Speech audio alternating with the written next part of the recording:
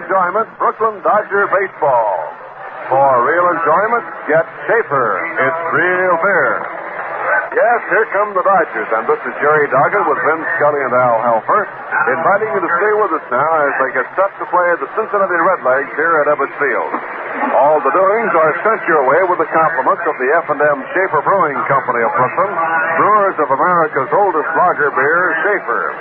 And also with the compliments of the American Tobacco Company, America's leading manufacturer of cigarettes, on behalf of Lucky Strike, the best tasting cigarette you ever smoked. Now, as the game gets underway for real enjoyment, have yourself a foaming glass of Schaefer. It's real beer. Say, do you ever have trouble finding things? Oh, I sure do. Always seems to be a fountain pen, a book, or something I just can't lay my hands on. But you know, there's one thing I can always locate with no trouble at all. It's real enjoyment in beer. Yep, I get it in every single glass of Schaefer beer. And so will you. Schaefer gives you the light, lively, satisfying flavor you want, but don't always find. You see, in brewing beer, it's skill and experience that count. And the Schaefer people have been pouring pleasure your way for 115 years. They select only rich barley malt, tangy hops, and other fine, natural ingredients. And they've got the know-how to blend and brew them to give you beer at its best. So, man, next time it's real enjoyment you're looking for, you just find yourself a glass of Schaefer. It's real beer. Well, fans, this broadcast is authorized under broadcasting rights granted by the Brooklyn National League Baseball Club Incorporated solely for the entertainment of our listening audience. And any publication, rebroadcast, or other use of the descriptions and accounts of this game without the express written consent of the Brooklyn National League Baseball Club is prohibited. Well, a fine baseball evening here tonight in Brooklyn and at Ebbets Field. The fans coming in to see the ball game between the Cincinnati Redlegs and the Brooklyn Dodgers. We'll remind you there are plenty of seats available, so if you're in the neighborhood, make your way out to Ebbets Field and come on by and see a fine ball game. For tonight's game, it'll be Johnny Podres going to the mound for Brooklyn, and opposing for Cincinnati, it will be Hal Jeffcoat. The Redlegs are on a 7-game winning streak as they move into Brooklyn here. They have really been going at a real fast clip after getting off to a bad start and dropping 6 decisions to Milwaukee. The Redlegs have won 11 and have lost 7, and as we mentioned, they've lost 6 to Milwaukee, so they've lost only one other team, and they've won 11 ball games while not winning a ball game from Milwaukee. The Dodgers have won 12 and lost 5, and a thrilling ball game last night. Won in the 14th inning on Gino Simoli's line drive into the lower left field stands against Milwaukee. Pulled the Dodgers back to within 1 game of the league top. Milwaukee leads 13-4, and Brooklyn is second, 12-5. Redlegs are in third place, 2.5 games back of Milwaukee, and a game and a half behind the Dodgers. The Redlegs in third with 11-7, and St. Louis 8-7, now in the number 4 spot, and 3.5 games behind the top, and 2.5 behind the Dodgers. Before we give the lineups now, let's listen to this start of sitting with the national anthem.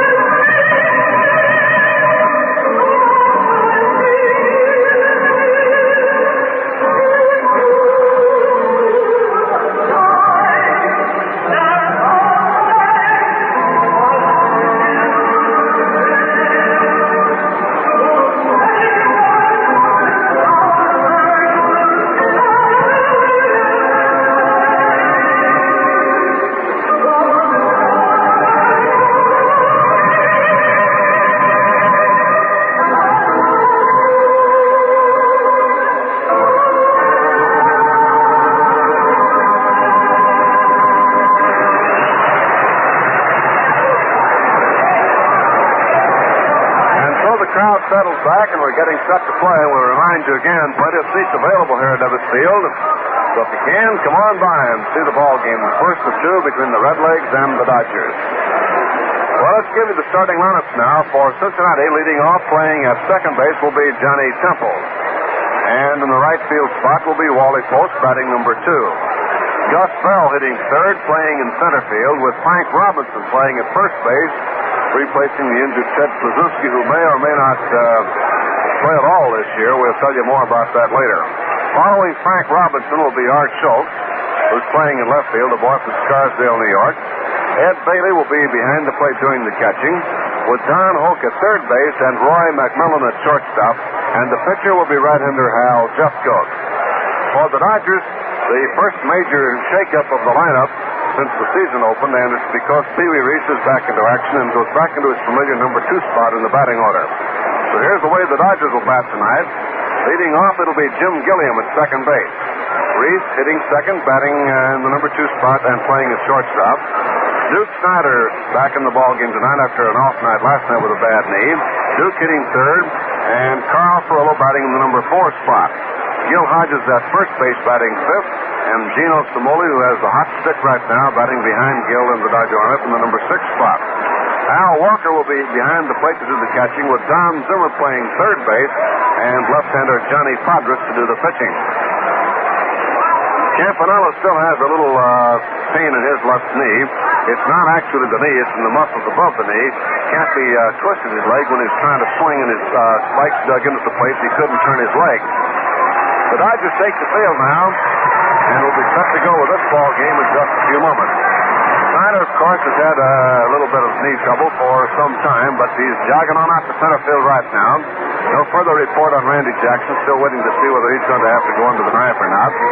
Carl Erskine pitched batting practice tonight and was firing very good, very quick, and Carlman's ready to take a turn on the mound before long.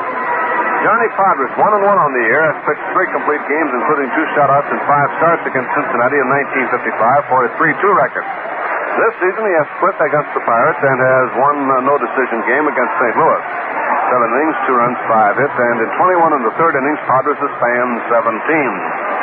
And the boys in the dugout are talking about the fine performance turned in by young Sandy Koufax last night. It seems that the Dodgers now begin to believe that Koufax can be quite a winning pitcher in the National League.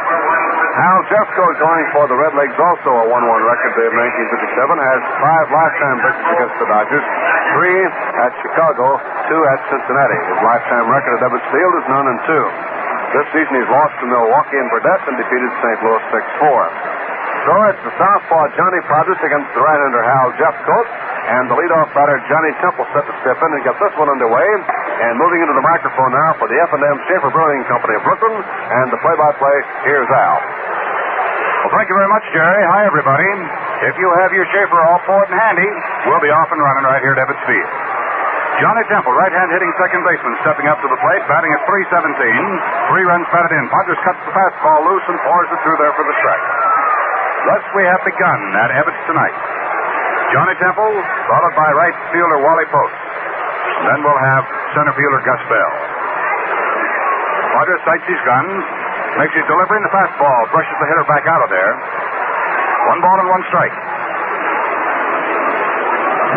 Johnny Temple with 20 base hits, 63 at-bats so far this year, hitting at .317. Podres starts his motion. Comes down with a 1-1 pitch, and Temple fouls it right back to the screen in front of him. 1 ball and 2 strike count. The F&M Schaefer Brewing Company very happy to be pouring it to you from Ebbets Field tonight, and this should be a humdinger. Cincinnati Reds on a 7-game winning streak, and they've literally pulled themselves up by their bootstraps for their manager, Bertie Tebbetts. And now, as Bertie himself says, and the boys in the ball club say, they're fighting it out for the big fella, Ted Kluszewski. Fastball swung on by Temple and hit foul up to the light stanchion off the first base side. 1 ball, 2 strike count. In case you just flipped your set on, we'd like to give you the Dodgers defensively. Johnny Podres on the mound with his 1-1 record for 1957. His battery mate tonight is Rube Walker. At first is Hodges. At second is Gilliam. Reese at short. And Zimmer is at third base. I'll get the outfield for you in a moment. Podres ready, delivers 1 and 2, and his right-hand hitter rips it up the middle. Reese tries to make the stop, and it eludes him and gets into center field for a base hit. Temple starts Cincinnati off in the right direction, singling up the middle. Coming up now is Wally Post. Big right fielder, one of the power hitters in the National League. Percentage-wise, standing at .230. He's had 2 home runs and 11 runs batted in. The Dodger outfield of Gino Simoleon left, and he's been dropped down to hit the number 6 slot. Pitch is hit right back to the mound. Rogers has it, goes to Gilliam for one, the throw to first. They got a pair. So the Dodgers come up with their 17th double play of the year. First here tonight. And that erases the Cincinnati chances to score immediately. 1-4-3 on the double play as Gus Bell comes up to the plate.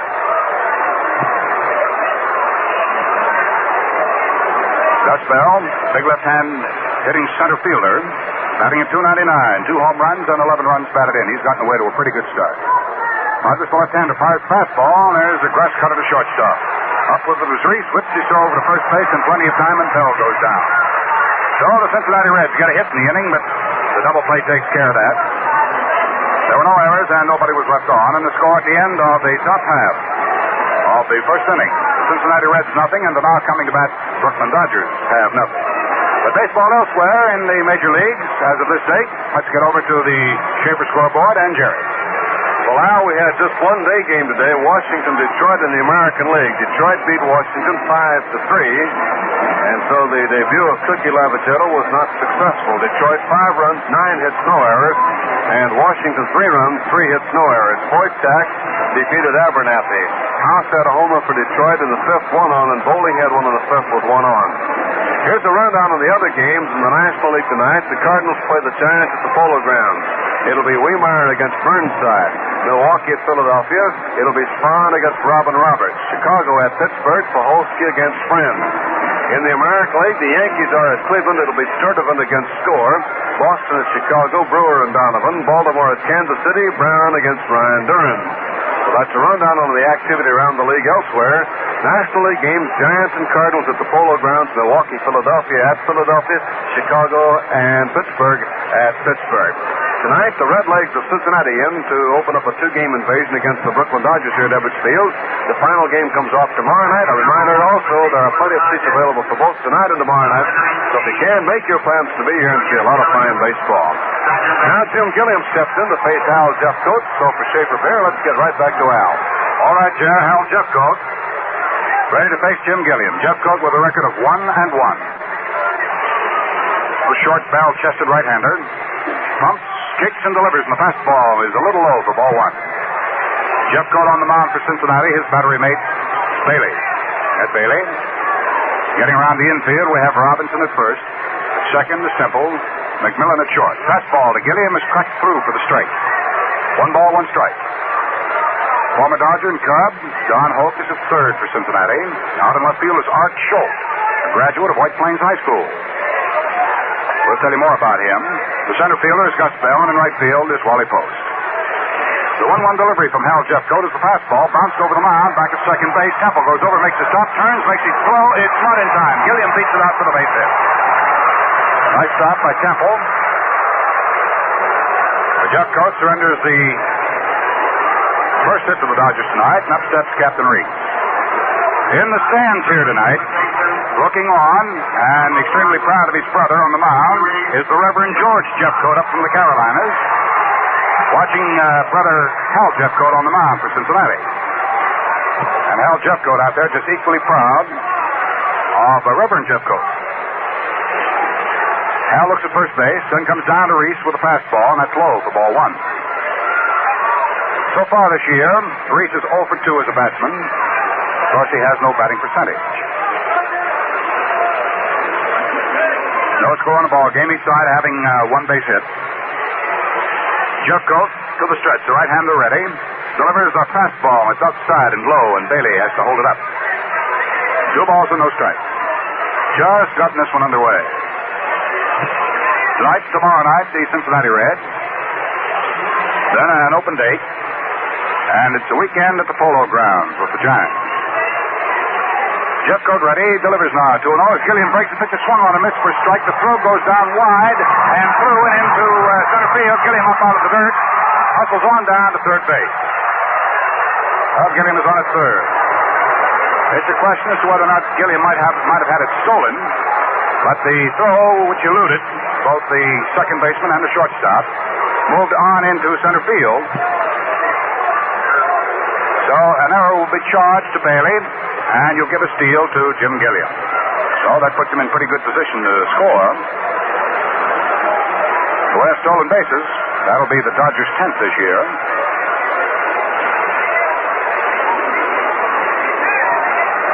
Count on Reese is 2 balls and 1 strike. Gilliam has stolen 4 bases. This is his 5th. The pitch to Reese. Low, ball 3.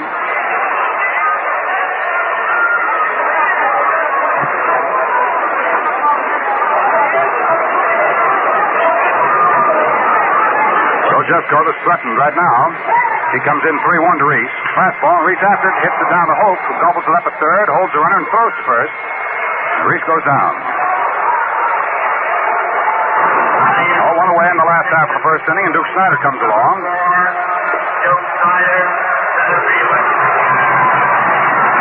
In 1956, the Duke here hit over 400 against the Cincinnati Reds. Right now in the National League, he's looking for his 17th base hit of the year. Batting at .258, he has 3 home runs and 8 runs batted in. Last night, he was a pinch hitter and struck out. Jeffcoat tries the fastball, and Duke slams it down off the rubber of home plate, off to the right foul. No balls, 1 strike. Jim Gilliam, who singled up the middle, stole second and kept right on traveling when Bailey threw wide at second base and threw the ball into center field for an error. Gilliam has moved around to third on the play, and that's where he's now stationed. 1 out, last of the first, no score. Jeffcoat working away. The right-hander throws fastball, and that's outside. The count is 1 ball and 1 strike.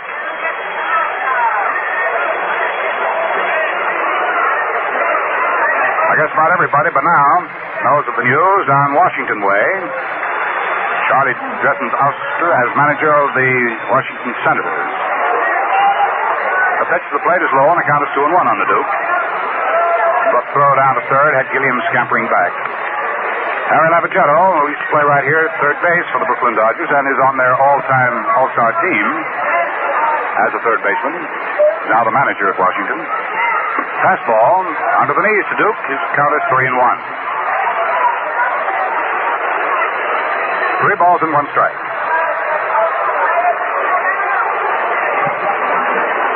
Don Hope playing up shallow at third to hold Gilliam as close as possible. The right side of the infield has gone deep. Robinson at first, pulled over close to the line. That's Frank Robinson. Pitch to the plate is swung on. Hit down to the right side. Here comes Gilliam in, slides in to score, and the throw must go over to first base. From Temple. Oh, there's the out. The second one gives Snyder the run batted in, and the Dodgers lead it here by a score of 1-0. Coming up to the plate now, Carl Furillo. Carl had a 3-run home run last night in the first inning against the Milwaukee Braves. That looked like an awful big home run until those Braves got pecking away with their home runs. Matthews hitting a couple, Adcock tying it up, finally in the 8th with a solo home run. The fastball to Furillo, and it's over for a strike. Carl Furillo tied with Hank Starr of the Giants for the league leadership in runs batted in at 19. Hitting at .303, he has 3 home runs. Curveball is left foul by Carl at the third base side. No balls, 2 strikes. 2 down. We're in the first inning. The Dodgers at bat, and they're leading 1-0.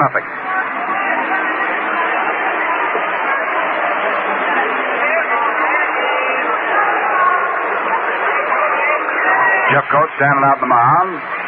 Little barrel-chested right-hander, heaving a sigh. Throws a sidearm pitch that breaks way off outside. Trying that crossfire, stepping toward third and trying to crossfire the plate. 1 ball, 2 strikes is the count on Carl Furillo, hitting in the number 4 position for the Dodgers. Hodges on deck to go next if Carl should get on. Sidearm curve is low and outside. Furillo checked up just in time. 2 balls, 2 strikes, 2 outs, 1 run in. And Brooklyn leads Cincinnati 1-0.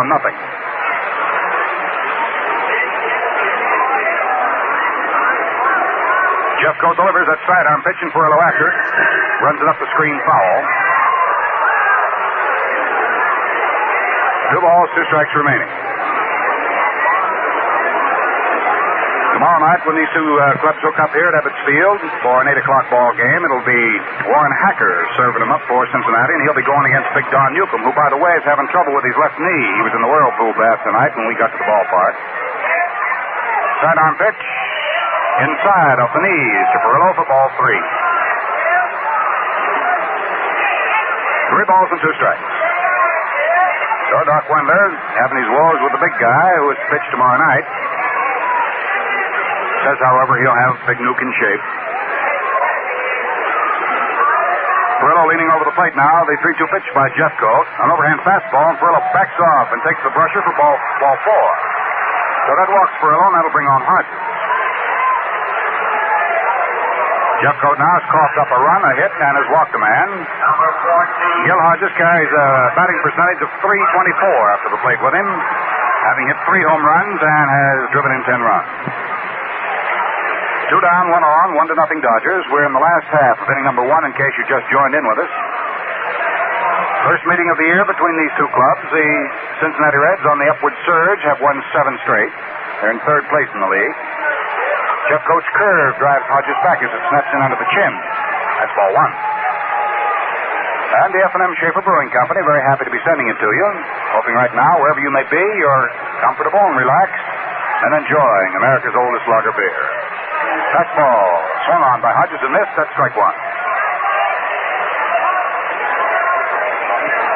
ball, 1 strike.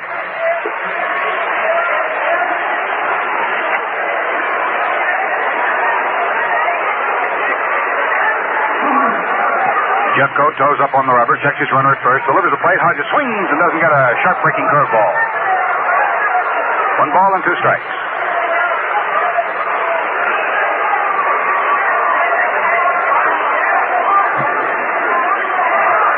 Jeffcoat takes a gander over his left shoulder.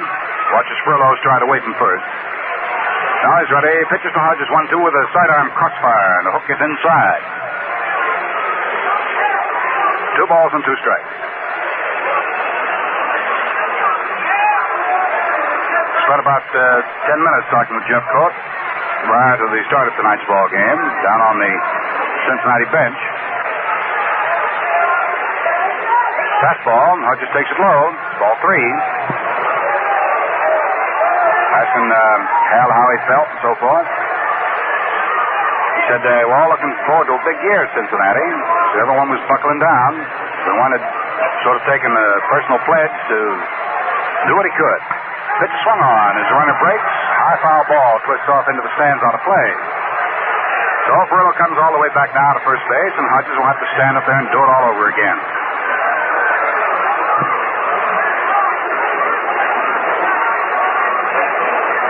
Cincinnati had a taste of glory last year in battling right down to the wire. And they'd like to get the full treatment of basking in the sunshine this year. Down comes the pitch as Perillo breaks. There's a high fly ball hit into left field. Getting over for it is Art Schultz, and the umpire got it. So that's all for Hodges. That's all for the Dodgers here in the last half of the first inning. 1 run. There was 1 base hit. There was an error, and a walk left 1 man off. Well, the score at the end of 1 full inning of play. The Dodgers lead it. It's Brooklyn 1, and the Cincinnati Reds have nothing. Now let's have a word from Jerry. Party size, that means it's designed to help you when you have folks in. Full quart, that means it gives you 32 full ounces. 4 good full 8-ounce glasses. I reckon you know what I'm talking about. The Schaefer quart bottle. Strikes me as convenience reduced to its simplest terms. Sure, you lay in a supply of Schaefer party-size full quart bottles before the weekend or before a party, and you've got it made. Then when it comes time to quench thirst all around, you just flip off a cap or 2 and start pouring. And watch the smiles of pleasure beam around you. Sure, because inside those quart bottles of Schaefer is beer that's brewed for enjoyment. Beer that's as refreshing as a Saturday afternoon in May. So you just keep Schaefer's party-sized quart bottles on hand for real convenience and real enjoyment. Remember, it's real beer. Back to play in the second, and once again, here's Al. Frank Robinson surprised a lot of people last year as a rookie.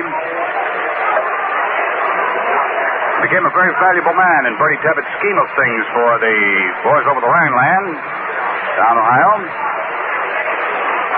He led the Cincinnati Reds as a batsman against the Dodgers last year. Levine's let-up pitch is low for ball one. Robinson, right-hand hitter. 9 home runs, 56 against the Brooklyn Dodgers.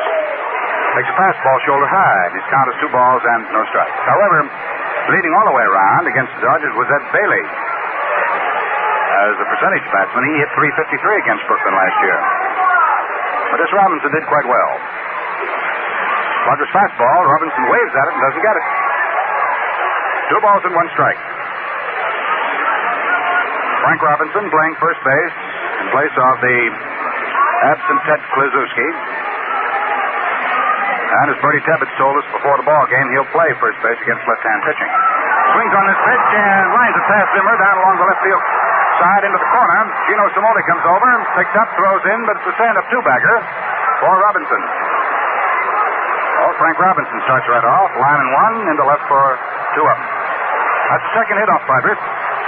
And the batter coming up now will be Art Schultz, who literally is a local product of this neck of the woods.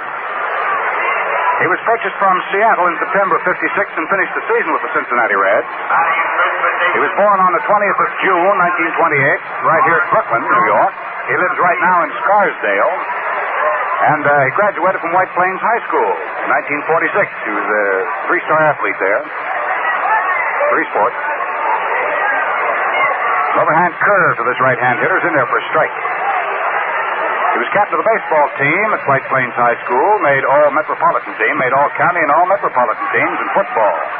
2 basketball letters. This guy's been quite an athlete. He was first in the Yankee organization in '46. Curveball. Schultz takes it. That's low. 1 ball and 1 strike.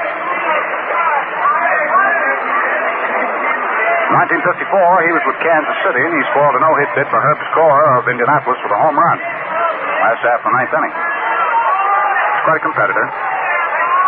Fastball. Schultz after it. Pumps it out into right field. Carl Furlow scooting over near the line. Comes up a couple of steps. Waits for it. Grabs it. Robinson tags up at second. Flux going in. And Furlow throws a strike right to the bag to Zimmer at third base. Robinson did well to hold up. Somebody said Carl Furlow's arm was still sore. You never know until that throw. He really threw a strike to third base. Right smack dab on the bag. Oh, shoulders out. About an hour is Ed Bailey. Ed Bailey batting at .344. Has 1 home run, 7 runs batted in. Hit .353 against the Dodgers last year. And hit a bundle of home runs, 9 of them. Left-hand hitter. A guy who really came into his own as a backstopper last year. Rogers feeds him the fastball, and he backs off and takes it inside off the 5s for ball 1. We were talking about Herb Score just a moment ago, and Schultz breaking up a no-hitter for Herb Score in '54 at Kansas City. Well, over the Western Union wire comes a note, and we sincerely hope that the young fellow isn't seriously injured. There's a pitch outside. From Cleveland, this bulletin. Cleveland pitcher Herb Score was hit in the face by a line drive. He was carried from the field on a stretcher. They're playing the Yankees tonight. Herb Score injured at Cleveland. Down comes the pitch. The fastball ripped in there for a strike, and the count on Bailey is 2 balls and 1 strike.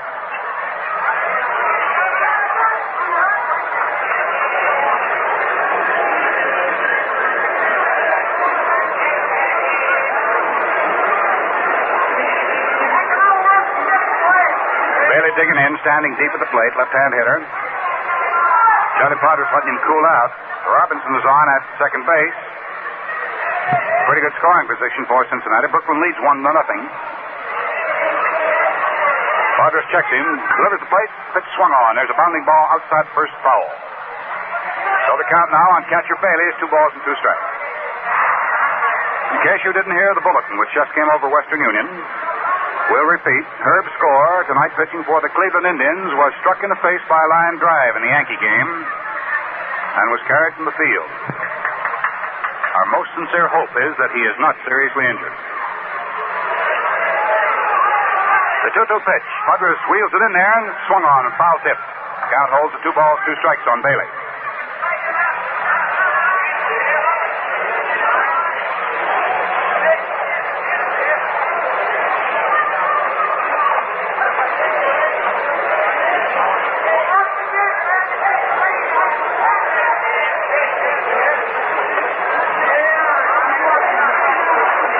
Ball, 2-strike pitch. Padres whipped it in there and swung on up top, back at third base in fair ground. Little Zim waiting for it to come down out of the night. He nailed it. Robinson holding right on at second. 2 down for the Reds in the top half of the second inning as Padres continue to supply his trade. The batter is Don Hope. John's doing pretty well for Cincinnati as the batsman hitting at 397. He has 2 home runs, has 15 runs batted in. Playing good ball for them and been thinking on his feet down there for Tebbets. Of course, Tebbets is the kind of guy who makes you think on your feet.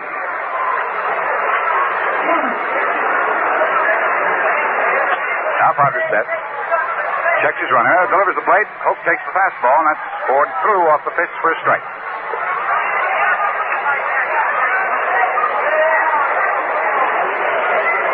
1-0 Brooklyn. They scored their run in the first inning. Gilliam led it off with a single up the middle, stole second, and kept on going on the same play when Bailey, attempting to get him on the steal, threw wild into center field for the error.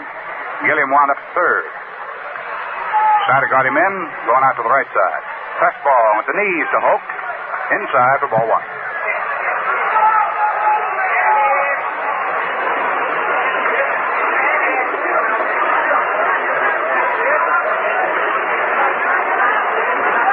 Ball, 1 strike count.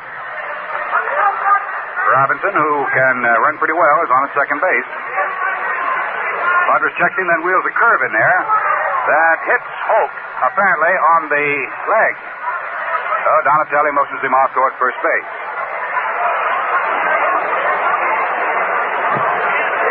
Hoke walking down to first base. Padres up to talk to Augie Donatelli. And let's see, Donatelli, I believe, is motioning Hope to come on back. Now Bertie Tebbets charges up out of the dugout and starts talking to Donatelli.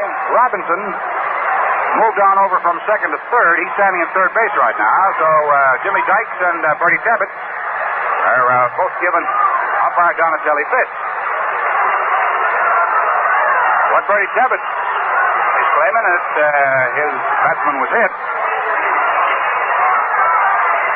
And what Donatelli's trying to tell him is no, the ball got away from catcher Walker. So we shall see what we shall see. But Bertie Tebbets is pounding his fist right down the palm of his hand. And Donatelli's giving him chin for chin and lip for lip. Oh, the rhubarb grows big tonight in Brooklyn. Jocko Conlon comes up and gets into the rhubarb and talks to Jimmy Dykes. Don Hope comes back and picks up the bat. Walks back toward the Cincinnati dugout. I says Hope will do a lot of funny things for you. Remember the story? Hope playing against Chicago, stopped the field at a ground ball on his way between second and third and turned and handed it to the shortstop and said, go ahead and make the play. Well, they made the play all right. The result was instead of the double play, they got only one man. So that forced a new ruling. Hoke is back at the plate now with a count of 2 balls and 1 strike. Let's figure that the ball just got away from Rube Walker, rolled off to the right, allowing Robinson to come from second down to third. We'll get the official scores ruling on it for you. Pass it along as given to us. Whether it'll be charged as a passed ball on Walker, or whether it was figured the pitch was pretty low, and maybe charged a wild pitch against Frederick. But Robinson is on his third now. The pitch to Hope, tight right up against him. That's ball 3. 3 balls and 1 strike.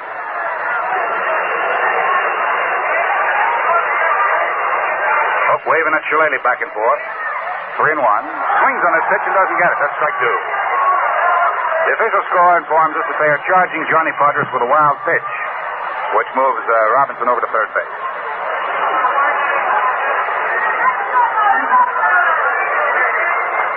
Padres delivers. Hope backs off and 1 inside. Ball 4, and he slams his bat away and goes off to first base. That's first base on ball given up by Vardris. And before we have McMillan up there, let's quickly pause for station identification. This is the Brooklyn Dodger Radio Network. And dial 1460 WOKO Albany, the Capital District's most talked about station, downtown studios in the Hotel Wellington. It's now 8:30 WOKO time.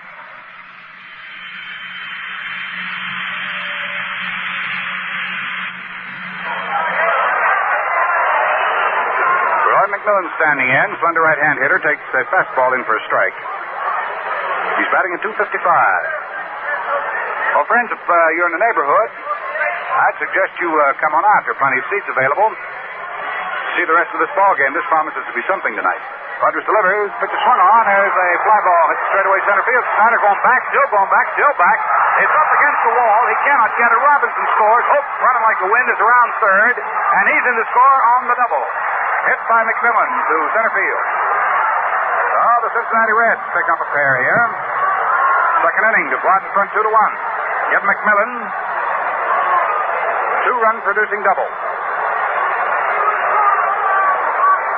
Hit number 3, runs 1 and 2 off Budrich.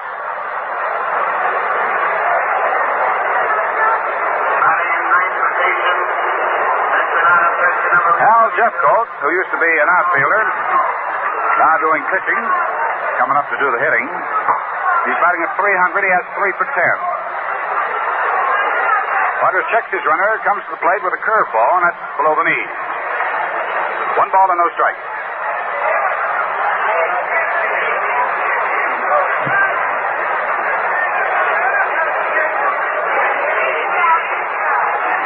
Yes, sir. This National League's going to be a fight all the way around this year, and you don't want to miss any of it.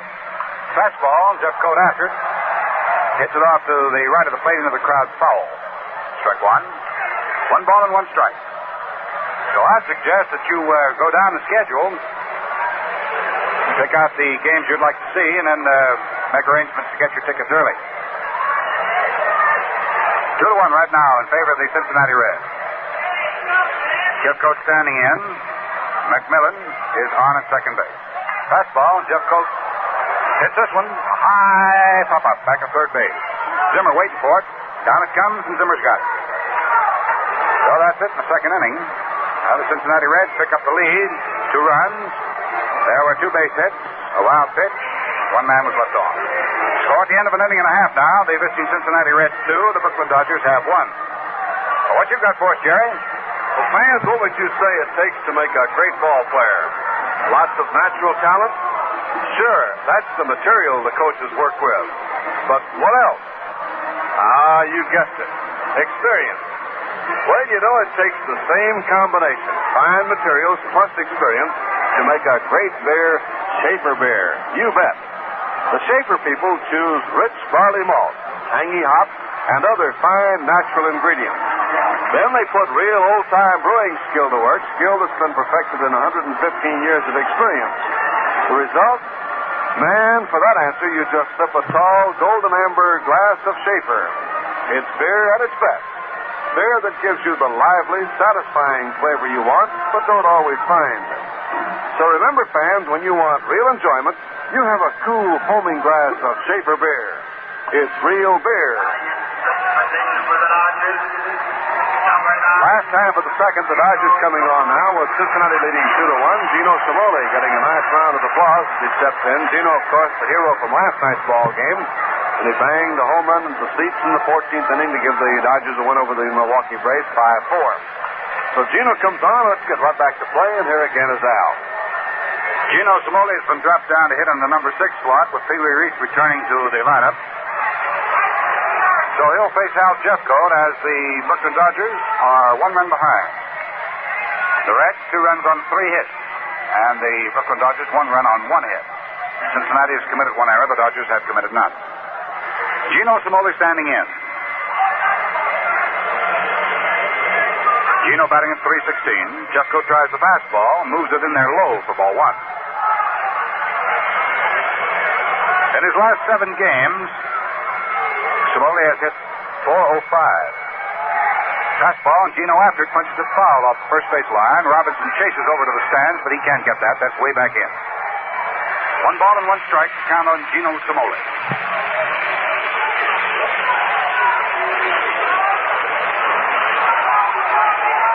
Simoli will be followed by catcher Walker.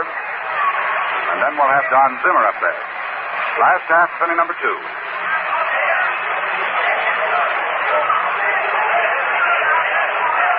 Jeffcoat ready. Hopped in that 1-1 delivery. His fastball is low and outside. 2 balls and 1 strike.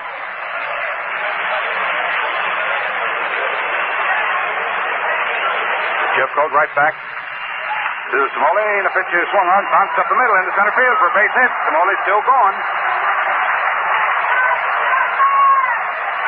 Gino picks up a single, opens things in the second inning for Brooklyn. That'll be hit number 2 off Jeffcoat. That'll bring along Al Walker, left-hand hitting catcher. Al Walker. Brooks batting at .333. He has 3 for 9. Has not hit the long ball yet this year. Has 1 run batted in. Oh, Jeffcoat, prior to going to his stretch, looks at first, now stretches, hesitates, delivers. And Walker backs off and takes a curve in off the fifth on the corner for a strike.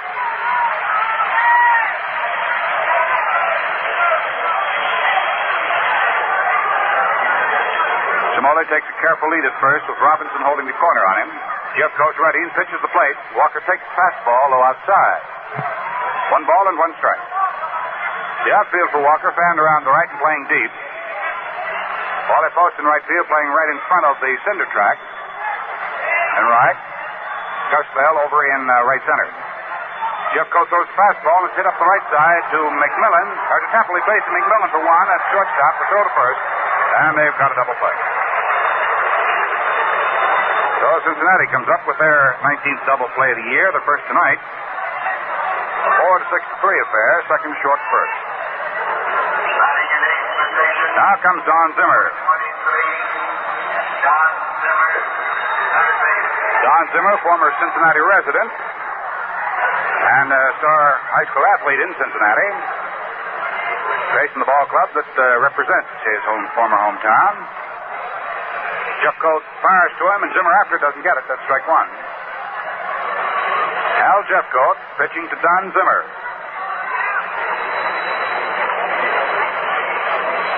I wonder what could be going through the minds of each man. Jeffcoat pitches, and Zimmer swings and misses for a strike. That's the second one. That was Jeffcoat pitching when Zimmer took his last bump on the noggin. Jeffcoat ready. Pitches. Zimmer starts to go for the curve, and it's snapped off outside for ball 1.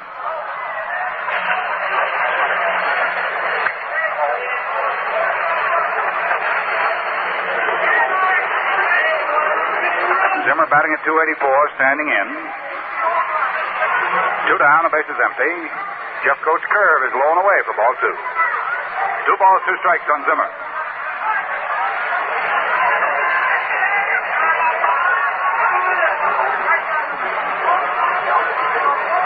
Jeffcoat 2-2 is the plate. Fastball, Zimmer swings and misses for strike 3.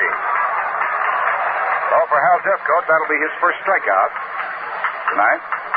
And for the Dodgers, no runs, 1 hit. The double play erased the base runners. No errors, nobody left off. Score at the end of 2 full innings of play. Cincinnati Reds 2 and the Dodgers have 1. Jerry, you got a word for us? Sure have, Al. Say, while the Dodgers are away next Sunday, there'll be big doings right here at Ebbets Field. Yep, a special salute to Israel with an international soccer game and an all-star lineup of guests from the world of sports and the show business. So make your plans now to join the salute to Israel this Sunday, May 12th at Ebbets Field. Tickets are on sale at the Dodger Ticket Office, 215 Montague Street. Well, the Dodgers and the Redlegs are playing the first of a 2-game series, and this homestand rapidly drawing to a close. There'll be one more game tomorrow night between the Redlegs and the Dodgers. Then an off day on Thursday, 3 games at the Polo Grounds, an off day on Monday, and then a swing to the west beginning next Tuesday as the Dodgers open up at Milwaukee. So a lot of baseball, and right now we're back to play with the top of the third, top of the batting order, right back to Al. All right, Jerry, Johnny Temple standing in. Johnny hit up the middle for a single in the first inning. Roger throws in the fastball, and it's high for ball 1. Temple batting at .328. He picked up 9 percentage points, getting that base hit in the first inning. Rogers right back to him. That fastball through there for a strike, and the count is 1-1. If we get any more information on the extent of the injury to Herb's score at Cleveland tonight, we most certainly will pass it on to you. Rogers delivers 1-1, a slow curveball, and it stays upstairs. 2 balls and 1 strike.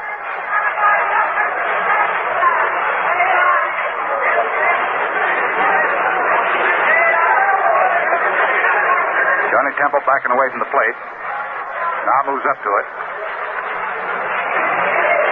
Rogers comes in with a 2-1 delivery, and it's punched back on the screen foul. 2 balls, 2 strikes. Leadoff for Johnny Temple, starting the second Cincinnati go-round. He looks down at third base to see what manager Dykes, what Jimmy Dykes has in the way of signs from manager Tebbett. Frank McCormick coaching at first base. Rogers leans forward to get his sign from Walker. 2-2 is the plate with a fastball. Temple snaps his head back and takes it high inside. 3 balls and 2 strikes. Temple has come of age in the hit department. He has 21 of them tucked away. This is his 65th time up. Rogers comes down now with his 3-2 delivery. Fastball swung on and beaten down off the plate foul. 3 balls and 2 strikes.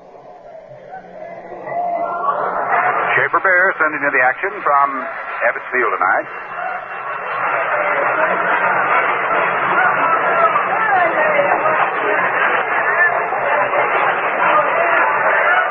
Temple, right-hand hitting second baseman, stands about 3/4 deep, waits for Padres' 3-2 pitch.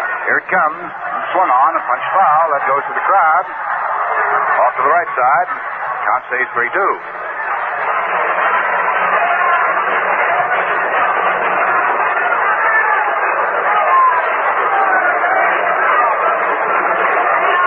Cardinals playing at New York at the end of an inning and a half. Giants have them down 2-0. Philadelphia leads Milwaukee 2-0 at the end of 2. Pitch to the plate is inside. Ball 4, and Temple takes a stroll to open the third inning. That's second base on balls given up by Padres, and the old-faced Post now, who cracked into a double play in the first inning after Temple had singled. So each side has come up with a double play. Each side has come up in the run column. Cincinnati has a pair of runs. Brooklyn has 1. Post sitting right-handed. Lays off the curveball, and that's in for the strike. Wally batting at .227. Has only 17 base hits for 75 times at bat this year. He'll get a hold of that ball when it'll hurt you the most. Rogers checks his runner. Temple at first. Delivers. Big curveball. Post starts to go and changes up, and Donatelli sees it. Ball 1. 1 ball and 1 strike.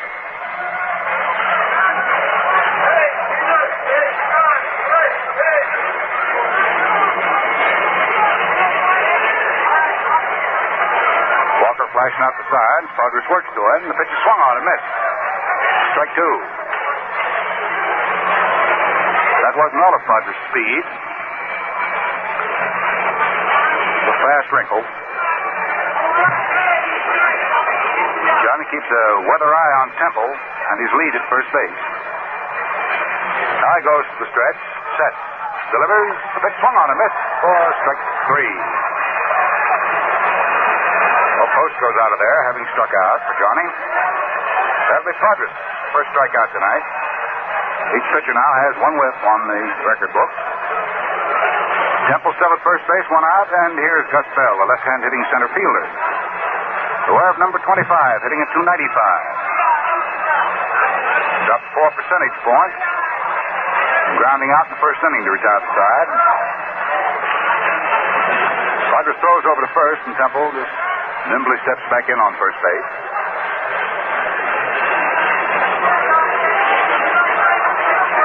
Bell standing forward at the plate, straightaway stance. Rogers comes down with a curveball, and Bell after it tries to time it and can't get it. No balls and 1 strike. At the end of 1 inning down at Pittsburgh, the Cubs and the Pirates are all tied up at 0-0. end of 1 inning. The Giants did not score in the second, so at the end of 2, they lead St. Louis 2-0. Curveball beaten down to the ground foul.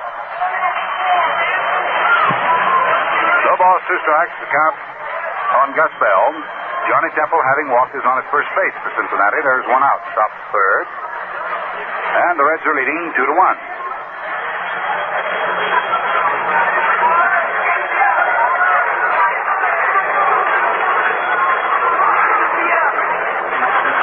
All ready again. Comes in with a fastball, and that's low. 1 ball, 2 strikes.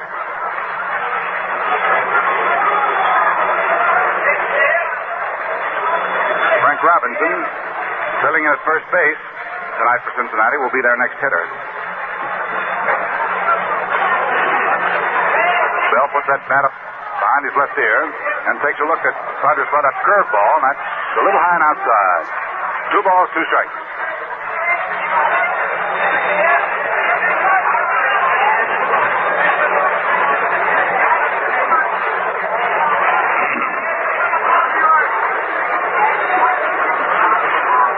Ready to work. Does. Throws the fastball. Bell swings, misses. That's strike 3. So, right or left-handed doesn't make any difference to Padres. He struck out post, right-hander, and Bell a left-hander. Now he goes with Robinson, who doubled down along the left field line to open the second inning and came around as one of the 2 runs to be scored in the inning by Cincinnati, which they wrested the lead from Brooklyn 2-1. Now Padres sets, checks his runner Temple at first, delivers the plate a soft curve. It's ripped down the third baseline foul and back into the crowd. Screaming strike 1. Frank Robinson. Robinson batting at the lofty percentage of .366. 26 for 71. Padres delivers to him again, and Robinson backs off and takes it off the hip. 1 ball and 1 strike. Frank looking around at Jimmy Dykes, see what kind of sign may be on. Temple at first base with 2 outs has that sign. He knows what to do. Padres ready with the 1-1 pitch. Down it comes as the runner holds. It's swung on a miss right off the pitch. That's strike 2.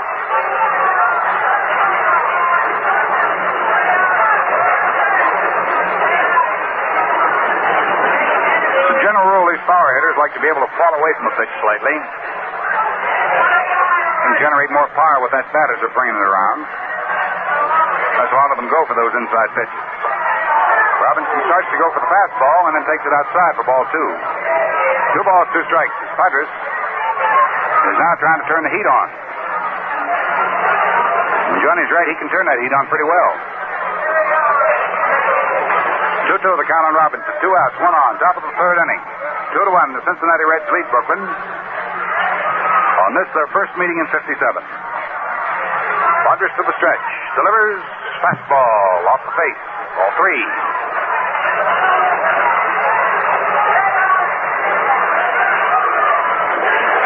Now with 2 outs, the runner at first base, Temple, who was walked to first base, will be off and running on his 3-2 pitch.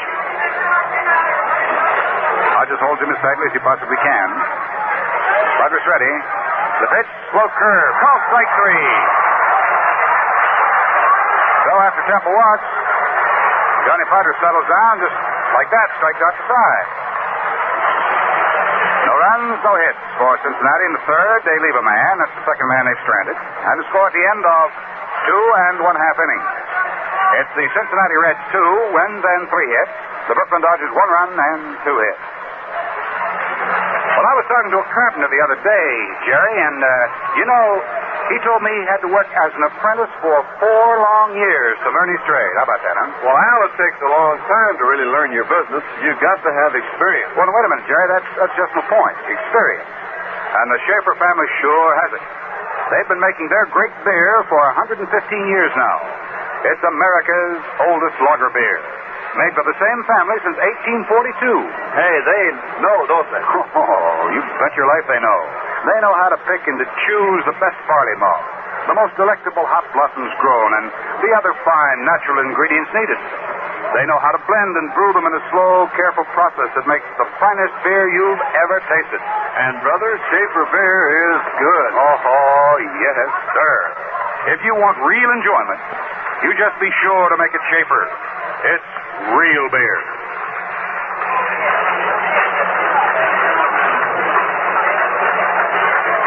Been a real ball game going here, too, tonight, Jerry, you know it? Boy, this has been a real home stand, Al. We've had all kinds of things happening here. It's some fine baseball. Thrills, chills, and spills. Yes, sir. And good baseball all the way. You bet your life. Well, Johnny Podger's going to be the first Dodger up here in the last half of the third inning. Al Jeffcoat ready to go to work to him. Let's see what happens. Podgers is 0 for 6 for the year. Takes the curve and slides in there for a strike. Johnny hits him as he throws him, left-handed. It'll be Podgers, Gilliam, and Reitz in that order for Brooklyn. Jeffcoat delivers him a curve, and Podgers after it bounces it to the right side. Robinson, the first baseman, makes the play over to Jeffcoat covering. The play works, and Podgers is out. One away in the last half of inning number 3. That'll bring along Jim Gilliam, who started things out in the first inning with a slow bounder back to second base that was knocked down by Temple. And by the time he could whirl on Mickey's throw, Gilliam was already at first base, so he got a base hit out of it. Jim standing in, hitting a .299. The base hit will get him back into the 300 class. Hitting left-handed against Jeffcoat. Little fella pumps and delivers. His fastball is over the corner on the inside slice for a strike.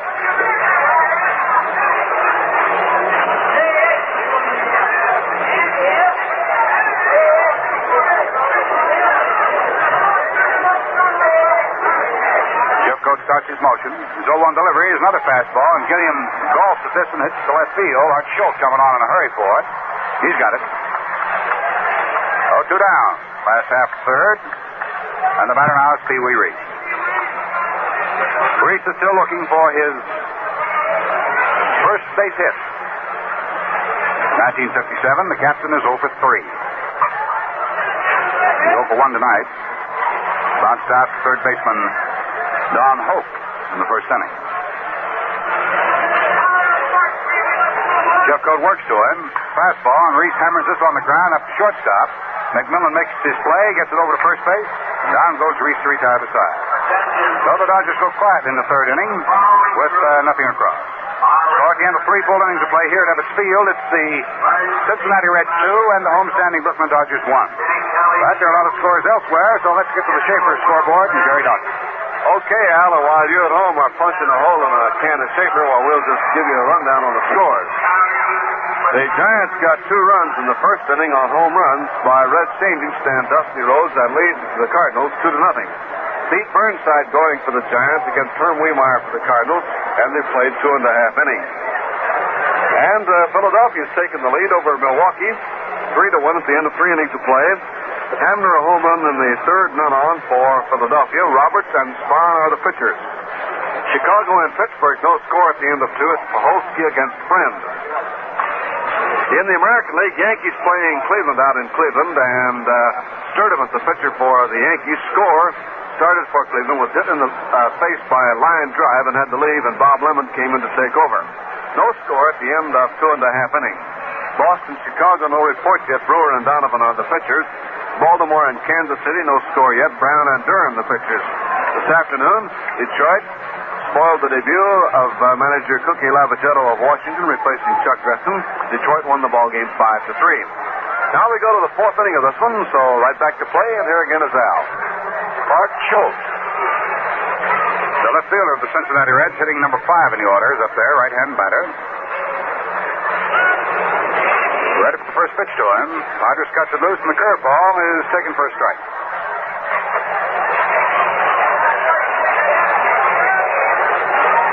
Schultz came up in the second inning and punched a fly ball to right field. Carl Furlow took care of it, so he's 0 for 1. Batting at 200. Slow curveball is hammered up the alley in right center field.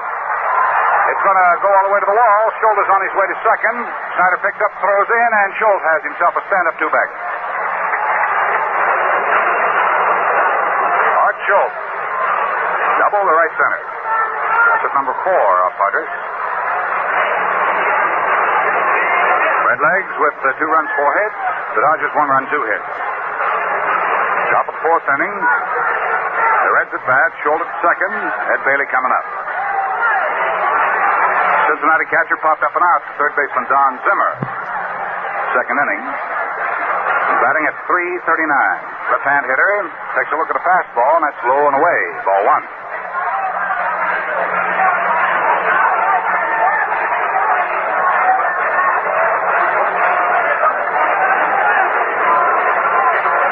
Rogers ready once more. Pours the fastball in there and swung on and missed. 1 ball and 1 strike.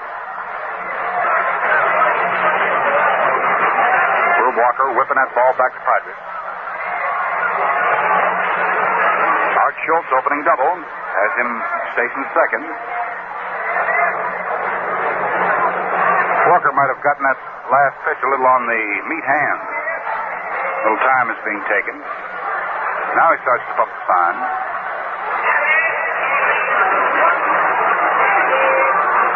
Rogers ready to go to work. In comes the pitch. His crossfire is over at the waist. That's strike 2. Bailey turns around, has something to say to plate umpire Donatelli, and Augie shows him where that pitch came in. Now the 1-2 delivery. Art Schultz at second. Rogers to the stretch. Now comes in 1-2 with a curveball. Swung on and missed strike 3. Johnny gave him a nice change. 4 strikeouts for Padres. When these 2 teams get at it again tomorrow night, I hope you're going to be with us. There are plenty of seats available for tomorrow night's encounter. You can visit one of the 8 conveniently located ticket offices of the Dodgers and pick up your tickets for tomorrow night's game. We'd like to see you out here. Come on, join us. Up the plate is Don Hope. Rogers' fastball is high on the outside. Ball 1. Hope walked in the second inning after a little rhubarb as to whether or not he'd been hit on the shin.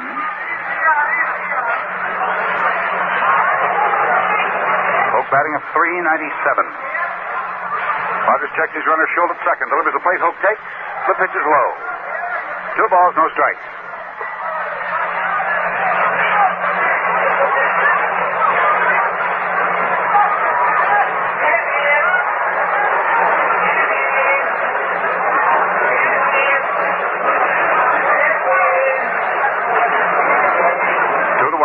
Cincinnati leads it over Brooklyn. Schultz takes his lead at second now, and the pitch comes into Hoke on the 2-0 count. Swung on and hit into left center field. That's a pretty well hit ball. Snyder over in the alley to cut it off. As the run comes in to score, Hoke's on his way to second, slides, and he's safely in with a double.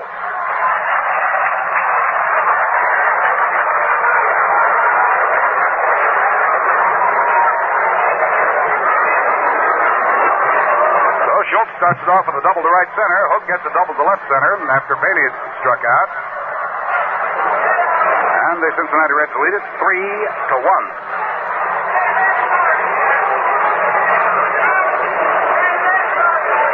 McMillan coming up to the plate now. It was McMillan's double to center field in the second inning and drove in 2 Cincinnati runs. He snaps his head back and takes the Padres fastball for ball 1.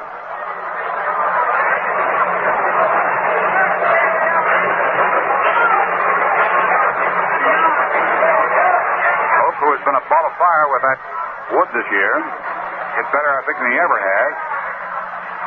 Leads off second as a soft curve is pitched to McMillan to the plate. It's in there for a strike. 1 ball and 1 strike.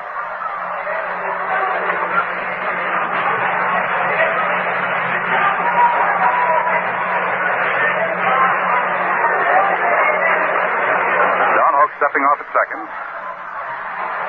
1 ball, 1 strike count. Plate. Pitch is swung on. There's a bounding ball hit to the right side. Hope moves over to third on the play as Gilliam comes up with the ball and fires to first in time to get McMillan for the second out. So Don Hope is now stationed at third base with 2 outs. The batter will be Hal Jeffcoat. Talking a minute ago about Don Hope being off to a flying start with the Cincinnati Reds this year, percentage-wise at bat. Well, Donald Albert Hope. I can find him having hit in a season is $2.95 when he started out with Valdosta in the Georgia Florida League his first year. Jeffcoat swings on the first pitch, hits a high foul ball. That comes to the stands and goes out of play for strike one.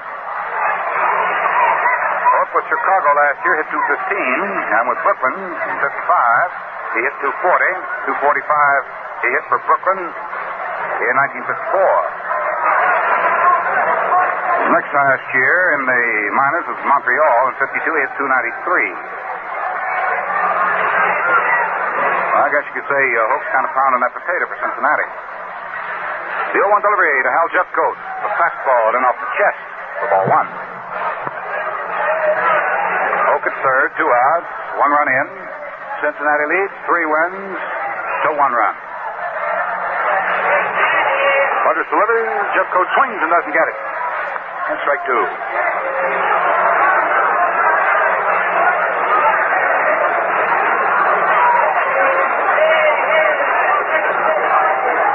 Schaefer Pierce sending in the action from Ebbets Field.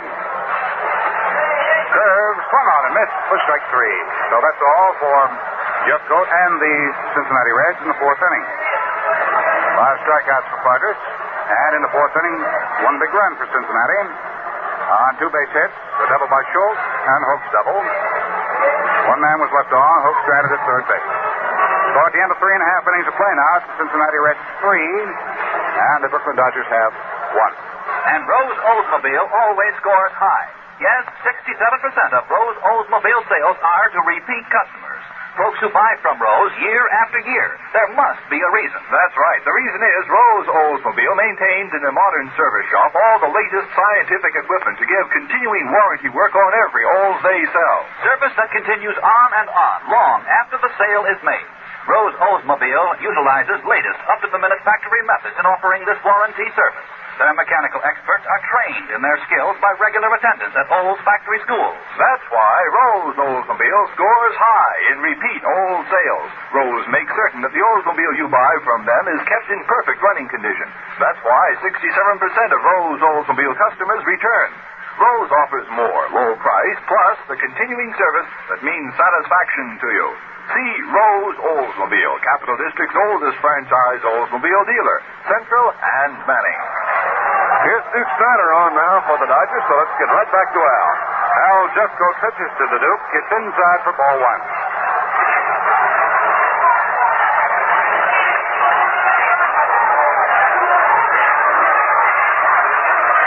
Jeffcoat right back. Snyder watches this one whistled by Lowe.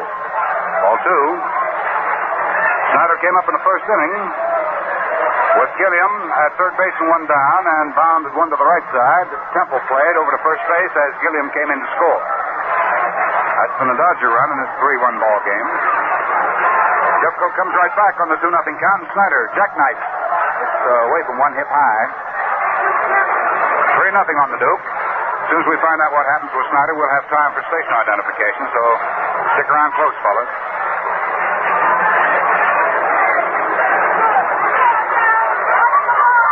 3-0 delivery.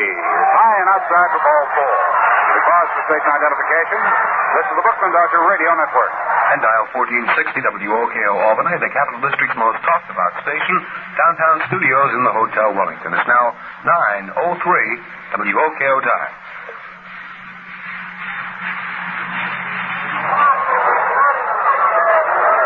Carl Furlow is the Brooklyn batter with Duke Snyder at first. Carl walked in the first inning. One of the 2 walks given up by Jeffcoat.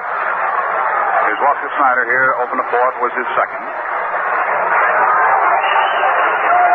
Jeffcoat looks over the situation as Bailey pops him as a target. He delivers. Furlow takes. That one's right through at the knees for strike 1.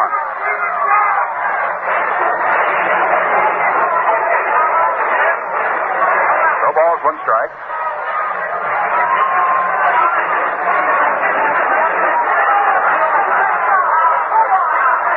Jeffcoat works back to Furlow on a curve, and called after hits a founder to short, and he moving up when it goes to Temple at second for 1, the throw to first. Double play. That's the second double play Cincinnati's come up with tonight. That's their 20th for the year. Short, second, first.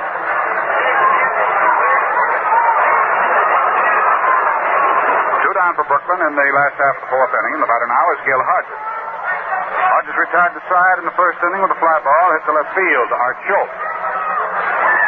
Jeff Coates stuffs the first pitch in there, and Hodges takes it. That's in for a strike.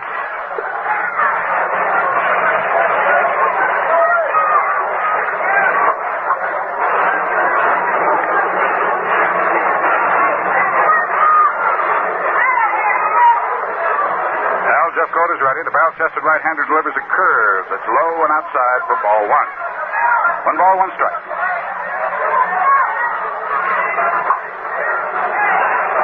Schaefer Beer throwing you the action from Ebbets Field tonight. Hope you're enjoying some right now. Curveball. Good at the knees. That is strike 2. 1 ball, 2 strikes on Gil Hodges as Brooklyn bats in the last half of the fourth inning. Base is empty. Jeff Coates 1-2 is the plate. The snapped off curveball is low. 2 balls, 2 strikes.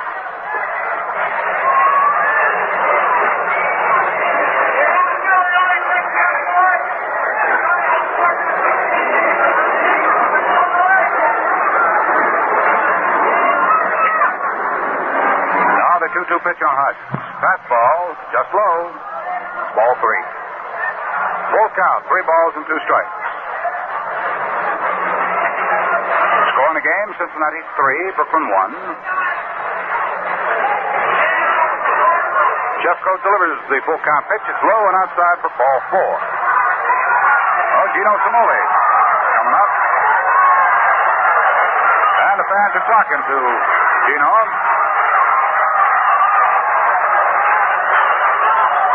Batting at .325. He led off the second inning with a single up the middle. Kept things alive last night for Brooklyn in the late stages, and then went on to win the ball game for Sandy Koufax and the Dodgers in the 14th inning. Milwaukee's taking a pacing from Philadelphia, too. We'll tell you about that in a minute. Curveball that Gino swung on a miss for strike 1. At the end of 4 innings, the Phillies lead the Milwaukee Braves 5-1. Thank you, Al. Cimoli feet wide, spread apart. Got a belligerent look on his catcher. Jeff Coates throws him a curve, and Cimoli slaps it foul up the third base line. No balls, 2 strikes.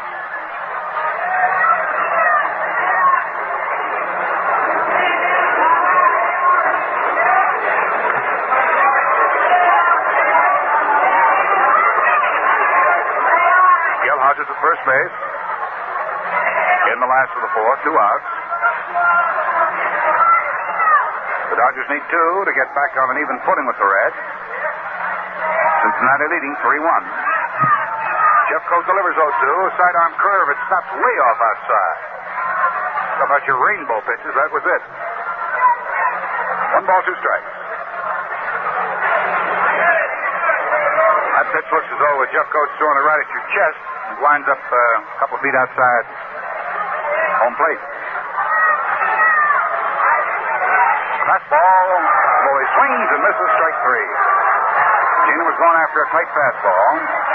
Jeff Coates picks up his second strikeout. And for Brooklyn in the fourth, no runs, there were no base hits. A walk left a man, there were no errors. Well, the score at the end of 4 full innings of play remains the Cincinnati Reds 3 and the Brooklyn Dodgers have 1. The first half of this game was brought to you by the F&M Schaefer Brewing Company of Brooklyn, brewers of Schaefer Beer, America's oldest lager beer. Now your host for the next 5 innings will be Lucky Strike, the best tasting cigarette you've ever smoked. It's made by the American Tobacco Company. Tobacco is our middle name. Well, due to some very fine committee work by Mr. George McLaughlin, Mr. Earl Griffith, as well as the fine cooperation of members of the Brooklyn Amateur Baseball Foundation, the Office of Mayor Wagner and the Borough President John Cashmore's efforts, tickets for the Yankee-Dodger game at Ebbets Field May 23rd are moving mighty fast. Now, don't forget this great ball game with its preliminary home run hitting contest starring Mickey Mantle and Duke Snider will not be telecast. So if you want to see it, you'd better line up your tickets right now. They're available at all Dodger ticket offices. So hurry, they're moving fast.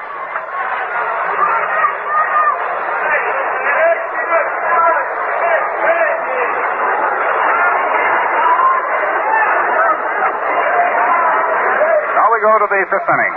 Johnny Podres makes his first pitch. In the fifth, the Temple, and it's over for a strike.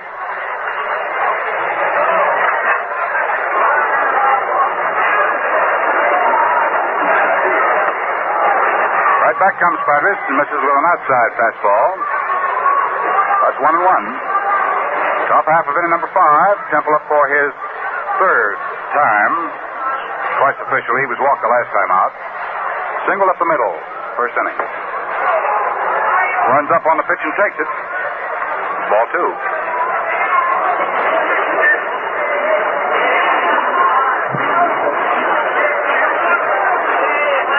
2-1, the count on Temple. Post is to follow, and then comes Bell.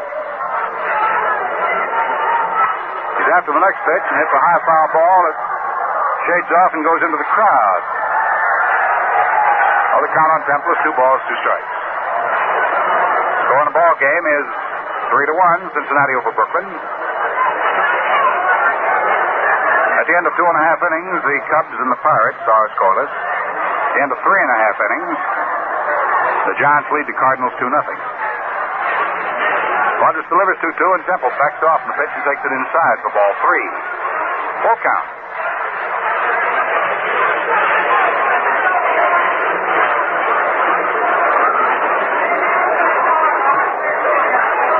Philadelphia leading Milwaukee 5-1 at the end of 4. Rodgers throws the fastball high, ball 4.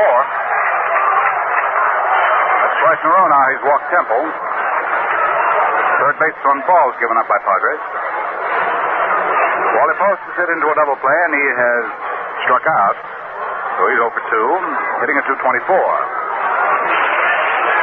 Temple, to move pretty well, leads off at first base, and Hodges holds the corner on him.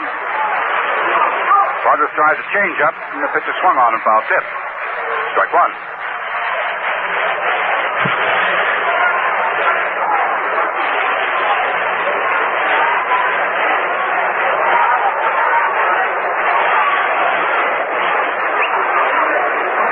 Rodgers 0-1 delivery. Throws a change in there, and it's low outside. 1 ball and 1 strike.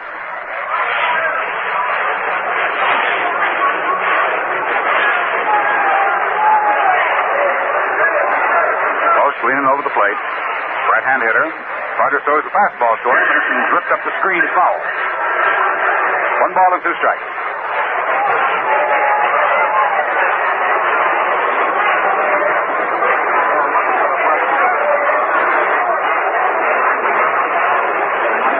Yeah, we're lucky all fired up and going now.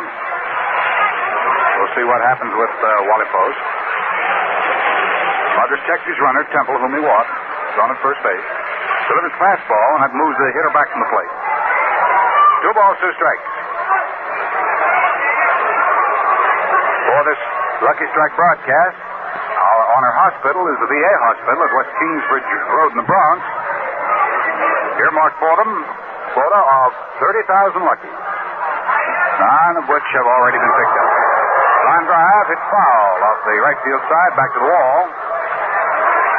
Post count stands at 2-2.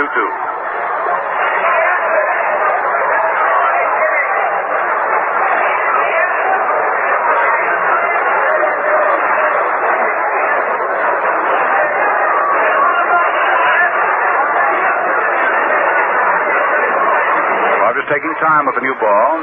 Now gets ready. Checks Temple at first. Comes down 2-2 with a slow curve. It's hit down to the shortstop. Up with it is Reese. To Gilliam for 1. The throw to first. Double play. So right away, we send another 1,000 luckies to our VA hospital at Kingsbridge Road. Short to second to first, and 2 of them have been gotten here in the 5th inning. That's the second double play for Brooklyn. Their total is now 18. Each side has a pair of twin killings tonight.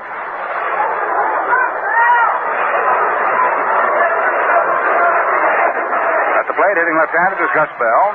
He watches Kerr pick the corner at the knees for strike 1.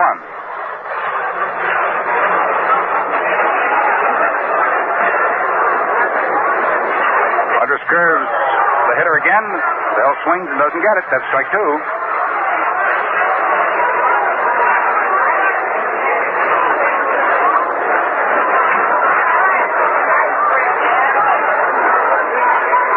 standing just off the plate, hitting at 291.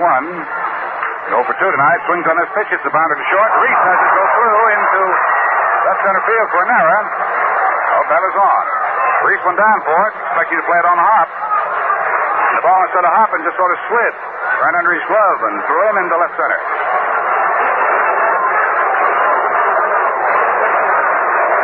So Pee-wee draws the error. That'll be the first error tonight for Brooklyn. Each side now has miscued one time of field. Cincinnati's batter is Robinson. He's doubled and has been called out on strikes. Hitting on 361. Bell leads off first as Robinson backs off from the Padres' fastball and takes ball one.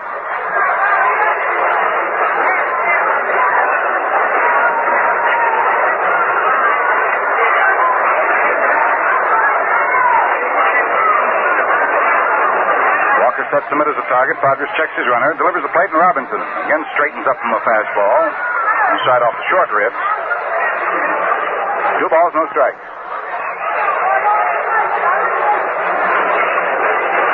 Lucky strike. Talking of the action from Ebbets Field. Douglas works a slow curve, and his changeup is outside.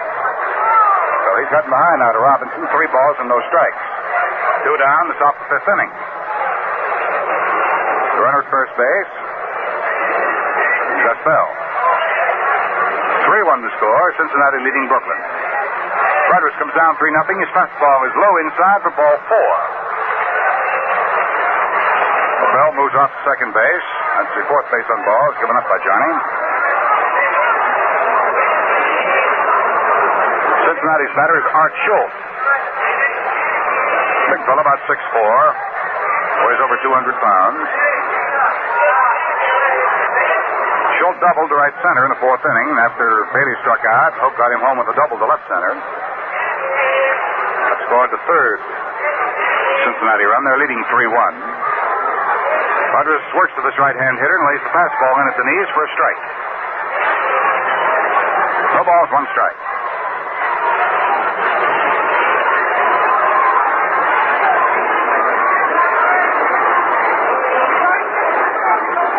Rodgers staring down to get his sign from Walker. Runners at first and second. In comes the pitch. Schultz swings on a slow curve and misses. That's strike 2. No balls, 2 strikes. Tomorrow night when these 2 teams meet, right here at Ebbets Field at 8 o'clock, it's figured that Warren Hacker will be facing Don Newcomb. Hope you've made your plans to be with us. 20 seats available. Rodgers curve into the dirt. Walker blocks it, takes it. The count is 1 ball, 2 strikes now on Art Schultz.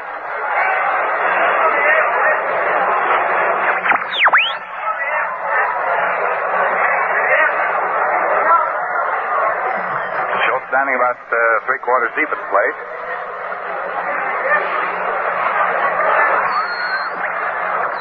Works up somewhat on the handle of the bat. Rodgers throws in the fastball, and Schultz punches it out to right field. Furlow's going to have to hurry to get this one. He cannot. It drops in for the base hit. A run in to score. Robinson winds up at third base. Oh, Schultz singles into right, moving Robinson to third. And Bell scoring from second base. It's an unearned run, but nevertheless it's on the books. It's number 6, run number 4 up Padres. And Cincinnati's out in front for 3 runs as they lead 4-1. Runners at first and third. 2 are down in the 5th inning. The batter is Ed Bailey, left-handed hitting catcher. He spots out to Zimmer at third and has struck out. He's 0 for 2, batting at .333. Padres flips the pitch in and Bailey after doesn't get it. Strike 1.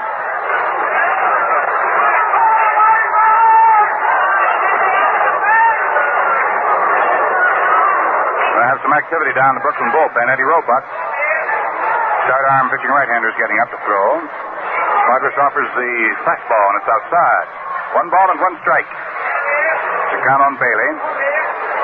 Schultz, with his run-producing single, is on at first. Robinson is on at third. Padres to the stretch. A check of both runners. The pitch to the plate swung on. Ripped foul up the first base side. Strike 2. 1 ball and 2 strikes. Ball getting all the way up to the Brooklyn bullpen. Plate umpire Donatelli fishes a new one out of his pocket and hands it to Walker. Finds its way out to the mound of Padres. Bailey, right foot forward to the plate. Feet wide, spread apart. Bailey, right foot forward to the plate. Feet wide, spread apart. Padres sets. His 1-2 pitch with 2 on. It's swung on by Bailey and bounced down to the right side. Second baseman Gilliam waits for the ball to come to him. Picks it up, snaps his throw over to first, and that's all for Bailey, and that retires the Reds in the fifth inning. Counting up the damage. 1 run unearned. There was 1 base hit, there was an error, and there were 2 men left on. So the score at the end of 4 1/2 innings of play. It's the Cincinnati Reds with 4. The Brooklyn Dodgers have 1. Now let's have a word from Vin Scully. Well, what are you doing? Are you working or driving somewhere? Or maybe just sitting in an easy chair, wondering how this ball game's going to come out? Remember, nothing's ever certain in baseball. But one thing's for sure. If you're smoking a Lucky, you're enjoying yourself. You know why? Because a Lucky's all cigarette, all fine tobacco that's good tasting from the very start. And then it's toasted to taste even better. So enjoy yourself. Enjoy the best tasting cigarette you ever smoked. For the taste that you like, light up a Lucky Strike. You'll say a Lucky's the best tasting cigarette you ever smoked.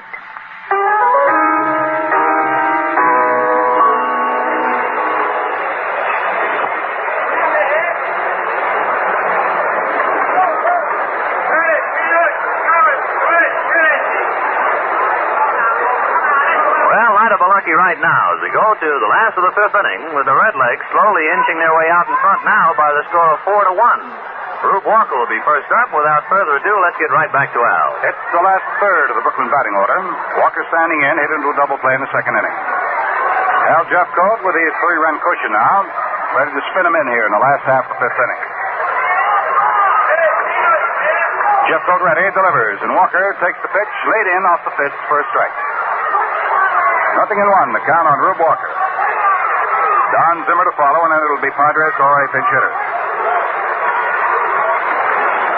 Jeffcoat works. Walker after it, hits it back foul. Strike 2. No balls, 2 strikes. Walker batting in an even .300. He has 3 for 10. He's gone 0 for 1 tonight.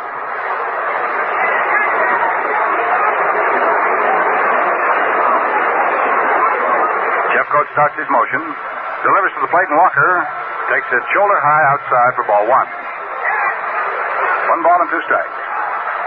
The outfield stand to the right. They're deep for Walker. The right side of the infield deep. Temple in the hole between the first and second back on the rim of the outfield grass. Jeffcoat delivers, and Walker after it hits it the other way and down the left field line foul. That fades to the crowd out of play. The Giants pick up a run in the last half of the 4th inning, and they're leading St. Louis 3-0.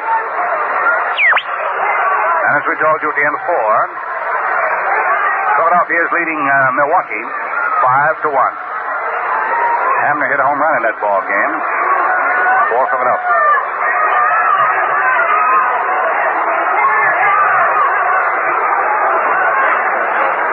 Fastball hit down to the right side. Second baseman Temple up with it. Throws to Robinson at first, and Walker is out. 1 away, last half of the 5th inning. Don Zimmer is the batter.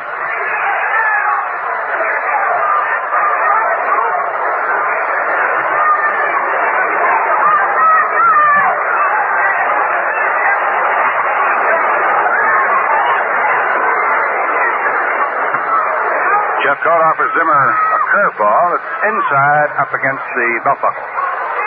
And ball. 1 out, last half of the 5th, no base runners. And the score is 4-1. Favors Cincinnati. Jeffcoat wheels the pitch in there, and Zimmer after it dribbles it up the third baseline foul. 1 ball and 1 strike.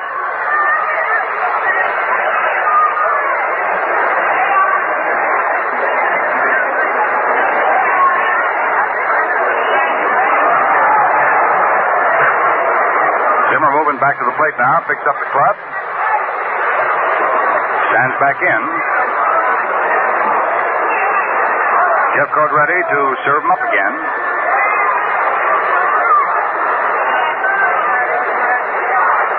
Hal delivers 1-1. Zimmer takes the fastball low. 2 balls and 1 strike.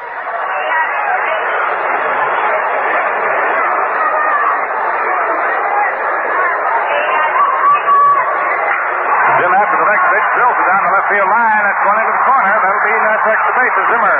Makes his turn at first and goes into second standing up with a 2-bagger.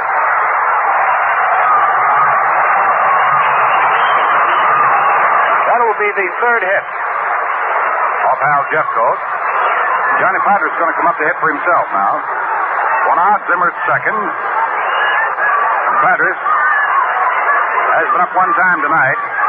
Bounced wide to first base, and Robinson, the first baseman, made his throw to Jeffcoat covering to get Padres. So Johnny's 0 for 7 as a batsman this year.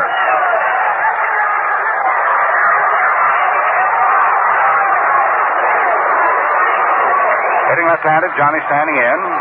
Zimmer stepping off at second. Oak playing a shallow third. Soft curve is offered to Padres outside for ball 1.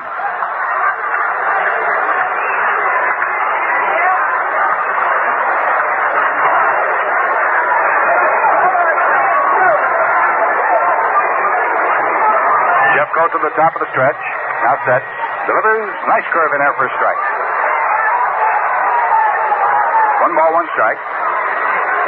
Zimmer, hands on hips, has about a 10-foot lead at second base. Keeping a weather eye out for Temple and McMillan, who may try to sneak in behind him to draw the attempted pickoff.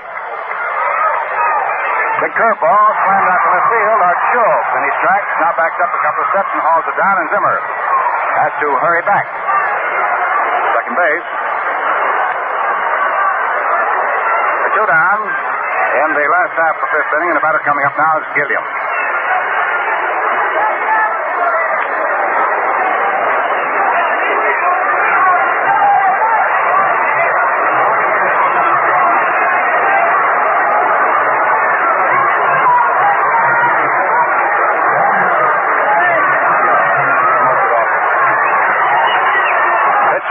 Gilliam, there's a high fly ball heading to right center field. The second baseman going back. Temple still brought back and blows it down.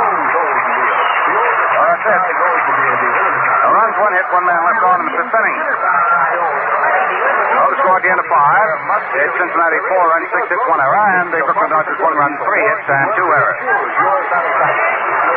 Continues long after the sale is made. Modern shop contains all the latest factory-approved equipment for keeping your Olds in tip-top condition. Their careful servicemen are constantly being trained in Olds factory schools. That's the reason. That's why over 67% of Rose Oldsmobile sales are to repeat customers. Folks who come back year after year because Rose offers more. Low price plus continuing interest in your satisfaction. There's no substitute for integrity, and integrity means Rose Oldsmobile, Central and Banning, satisfying customers at the same location for more than 30 years. That's Rose Oldsmobile. McMillan and Jeffcoat. Stepping up to the microphone, speaking for Lucky Strike and for the play-by-play, here is Vin Scully. Thank you, Al, and good evening, everybody. Don Hoke, followed by Roy McMillan and then Hal Jeffcoat. And Padres' fastball spins Hoke around for 1. Hoke walked and doubled. Don 1 for 1, batting .407. It's quite a different Don Hoke we're seeing tonight than the boy used to play for Brooklyn. Fastball in for the strike, 1-1. Hope, when he was a Dodger, and for that matter all throughout his baseball career, even when he was at Chicago, had a spread eagle stance. He would bend at the knees and also at the waist. He had a tendency to lock himself trying to swing. 1-1 is a fastball in there, strike 2. When he went to Cincinnati, Bertie Tebbetts told him, "Son, the way you're batting, you won't last long in the major league." So they got together and came up with this batting stance. 1-2 pitch to him, fastball, fouled away. Count remains 1-2. Hoke is now a stand-up hitter. He does not bend over or crouch. And his feet are pretty close together, and he is deep in the hitter's box. He wants to see that fastball a little bit longer. Paid off. 407 batting average with 16 runs batted in. Padres delivers 1-2, and the fastball is inside. Hoke just did get away from it. 2-2. Don Hoke, Roy McMillan, Hal Jeffcoat here in the sixth inning. Cincinnati 4 and Brooklyn 1.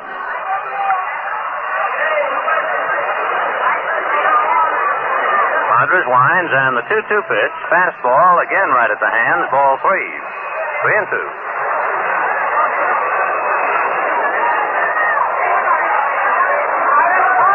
4 runs, 6 hits, and 1 error for Cincinnati. A run on 3 hits and 1 error for Brooklyn. Padres checking signs. Rube Walker blinks him out to him. Hoke waiting. 3-2 pitch to Don Hoke. Fastball foul back. And the count remains 3-2. Hoke is the man who caused a clarification of a baseball rule this year. Remember against the Milwaukee Braves when he, as a base runner, fielded a ground ball. 3-2 pitch, curve, just low. Ball 4, and Hoke is on. So Don has 2 walks and a double. Walk number 5 given up by Johnny Padres. And it brings up Roy McMillan. McMillan has doubled and bounced out second to first. Hoke fielded the ground ball, as you remember, and then turned and tossed it to Johnny Logan, the Braves shortstop. It appeared to have been a perfect double play ball and said it was broken up. So they got together and changed the rule.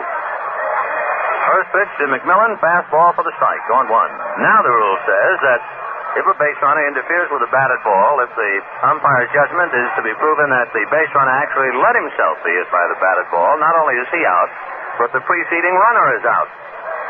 And that will stop that. The strike 1 pitch, fastball, low, 1 ball, 1 strike. McMillan batting .264. Don Hoke at first base, Gil Hodges holding. Nobody out in the 6th inning, 4-1 Cincinnati. Eddie Roebuck begins to loosen up in the Brooklyn bullpen.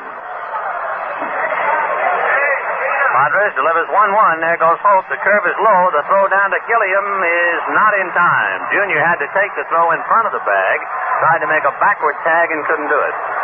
So Don Hoke steals second. Curve low and inside, and the count 2 balls and 1 strike to Roy McMillan. That's the second stolen base for Don Hoke.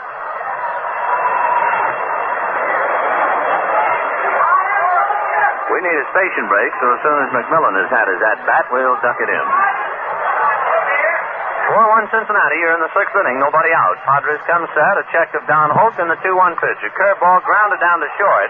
Reese holds his runner and throws over to Hodges for the out. Let's pause for station identification. This is the Brooklyn Dodgers Radio Network. And dial 1460 WOKO Albany, the Capital District's most talked about station, downtown studios in the Hotel Wellington. It's now 9:32 WOKO time.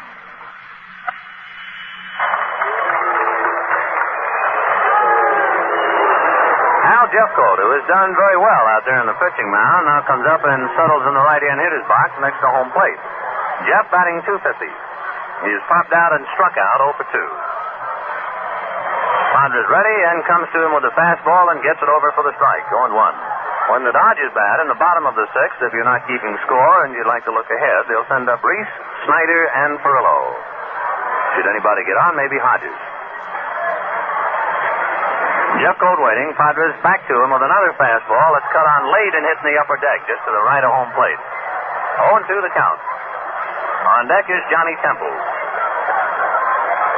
It's a rather strange ballgame that Padres is pitching tonight in the sense that he is not throwing many changeups. He threw a changeup to Art Schultz in the 4th inning, and Schultz doubled on 1 bounce to the center field wall. Most of the time, fastball and curve. Strike 2 pitch. Curveball cut on and missed, and down goes Jeffcoat.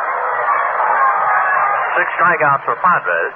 The changeup, of course, has always been a very big pitch for Padres ever since that 1955 World Series. Hasn't thrown many of them this evening.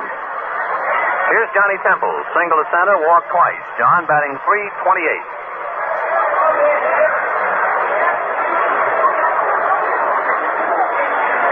Padres leans in to get a sign from Rube Walker. Now Johnny straightens up. And the pitch to Temple. Fastball for the strike. 0-1.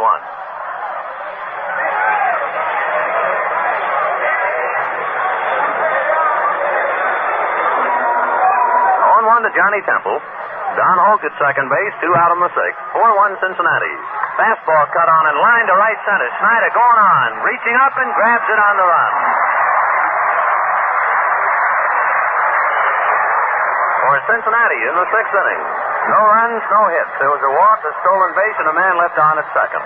And so the score at the end of 5.5 innings of play, Cincinnati 4 and Brooklyn 1. Now let's lend an ear to Al. Would you like to hear the latest? Well, stick around for a minute and we'll give you some more of Happy Joe Lucky's clubhouse chatter.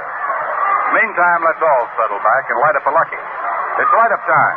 Time to enjoy a cigarette that's all cigarette. All fine tobacco. Naturally good-tasting tobacco that's toasted to taste even better.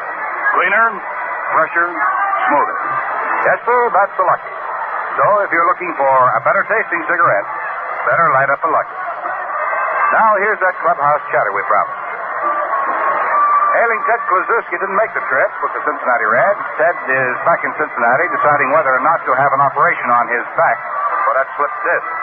Big Clue is one of the most popular players in baseball, and the first question every Dodger asked the Cincinnati players before tonight's game was, how's Ted? How's the big guy? Well, Cincinnati has changed their uniform again this year. Instead of the customary red caps with a white C, they now have gray caps with a red bill and a red C. Well, thanks very much, Happy Joe Lucky. We'll be checking back again with you for more of your clubhouse chatter. Let's check back with Vin Scully now for some more of the action right here at Ebbets Field. Vin? Well, the Dodgers certainly hope they'll have some action. Hal Jeffcoat has handled them pretty roughly through 5 innings, allowing just 1 run and 3 hits. The Dodgers coming up in the bottom of the 6th will have Reese, Snyder, and Perillo. Reese is 0 for 4, 0 for 2 tonight, 0 for 2 last night. Jeffcoat getting a sign now from Ed Bailey, and the right-hander delivers. Fastball, it's foul back, 0-1. Jeffcoat, the converted outfielder, is now very close to being a very good pitcher. He knows what he's doing out there. And he'll change his delivery, come overhand, sidearm. And when he has his control, so that the hitters are just kind of bending one way and then the other, he's very tough. He's been pleasingly wild tonight. He has walked 3 men.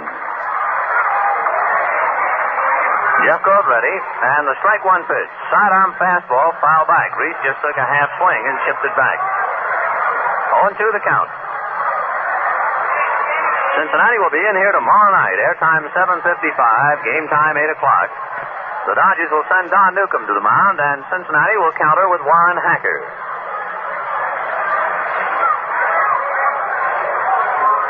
Thursday an open date, over the weekend at the Polo Grounds, and then Monday the Dodgers head west for their first Western trip. Open up with the Braves at Milwaukee. Strike 2 pitch, the fastball outside, backhanded by Bailey, 1 ball, 2 strikes. The end of this inning, right after the Dodgers have had their whacks at Jeffcoat, we'll have a complete rundown of the Lucky Strike scoreboard. So stay right with us. The 1-2 pitch to Reese. Overhand curve gets him out of there, right at his shoulders. 2-2.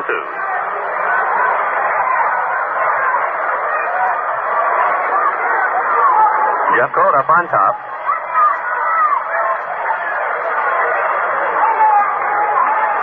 On deck, Duke Snyder. Dodgers got a run in the first inning, but Cincinnati picked up 2 in the second, 1 in the fourth, and 1 in the fifth, and they lead 4-1. Reese waiting. Jeffcoat winds now on the 2-2 pitch. Sidearm fastball rammed into left field for a base hit. So Pee Wee comes up with his first hit, and that makes the 1957 season official here in Brooklyn. A solid single to left. Then here's the Duke.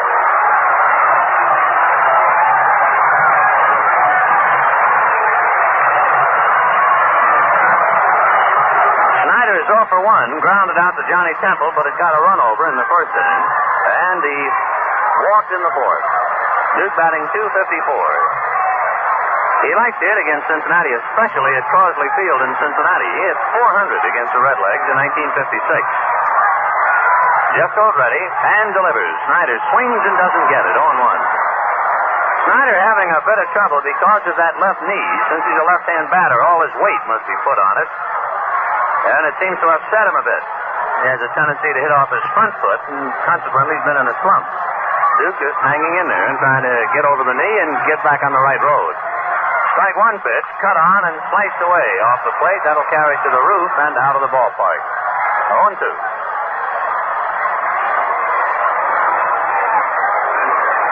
0-2 the count to Snyder. On deck, Carl Perillo. Pee Wee Reese at first base. Nobody out. Bottom of the 6th. Redlegs 4, Brooklyn 1.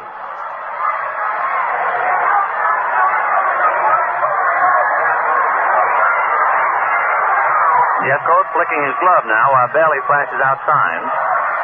The strike 2 pitch to Snyder. Fastball got him swinging.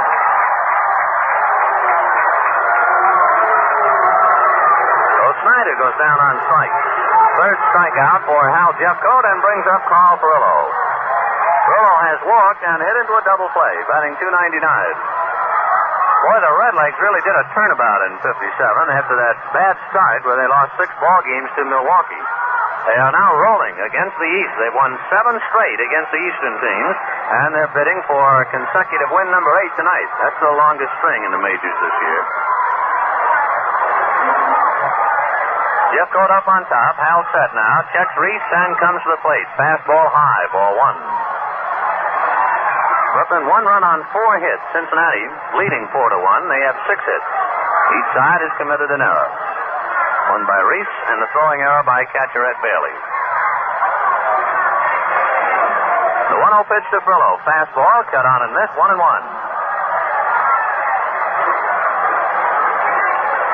Seeing Hal Jeffcoat out there tonight, outfielder who couldn't quite make it. He couldn't hit enough.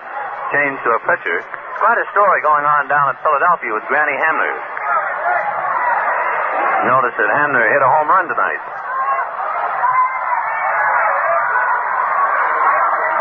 1-1 pitch to Furillo. Fastball and a line drive right at Temple. He knocks the ball down, goes to McMillan. They go back to first for what appears to be the double play, but let's wait and see.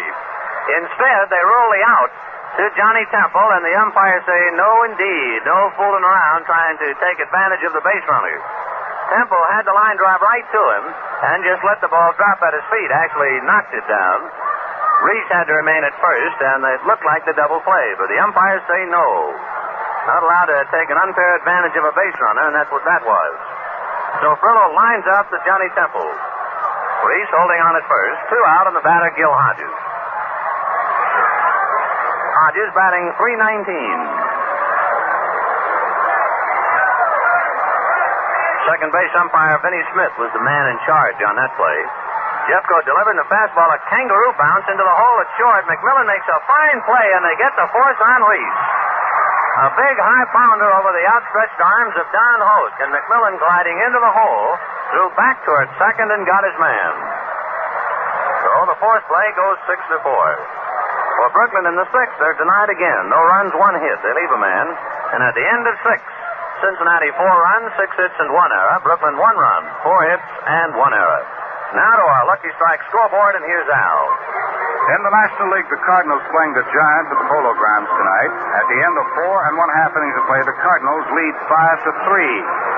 St. Louis coming up with 5 great big runs in the top half of inning number 5. Herm Weimar pitching for the Cardinals. Burnside started for the Giants. Worthington in the 5th. Boyer and Moon have hit home runs, both in the 5th inning. The base is empty for the St. Louis Cardinals. Shane Deanston Rhodes have connected for the circuit for the New York Giants. Milwaukee and Philadelphia at the end of 6 innings of play. It is Philadelphia 6. Milwaukee has 4. Spahn started for Milwaukee. Buell in the 5th. Roberts pitching for Philadelphia. And Granny Hamner in the 3rd with the bases empty. Hit his first home run of the year for Philadelphia. Chicago-Pittsburgh at the end of 5. It is the Cubs 5 and the Pittsburgh Pirates 2. Tom Paholski for Chicago. Friend for Pittsburgh. Neiman in the 4th with 1 on. Hit a home run for Chicago. His 3rd. The Yankees in Cleveland at the end of 5 1/2 innings, no score. Cleveland batting in the last half of the 6th. Score relieved by Lemon in the 1st after Score had been injured on the line drive. The Yankees have Sturtevant on the mound. Brewer and Donovan pitching in the Boston-Chicago game. 1-0. Boston over Chicago at the end of 2. All right, then. Here's a line drive in the center field. A clean base hit for Wally Post. So Wally on the first pitch singles to center. That is hit number 7 against Johnny Padres. Post had been up there, twice had hit into a double play and struck out while he was batting .221 in singles on the first pitch. Gus Bell has bounced out, struck out, and got on Reese's error. Gus batting .288. Gus left-hand batter, as you know, around the bunt and does. Padres down the field. It goes to Reese, and they get the force. Nice play by Johnny and a nice stretch by Reese. So Barrow, trying to sacrifice his man, instead forces him at second base, 1-6. 1 out here in the 7th, 4-1 Cincinnati, and the Dodgers now have left-hander Kenny Lehman, who has not appeared in a ball game thus far, and Eddie Roebuck. Frank Robinson doubled, struck out, and walked. Frank, after a brilliant freshman year, is starting right off again in 1957. He's batting .361. Trying to fill a big pair of shoes at first base because of the absent Ted Kluszewski. Curveball to him doesn't break very much and stays high, ball one.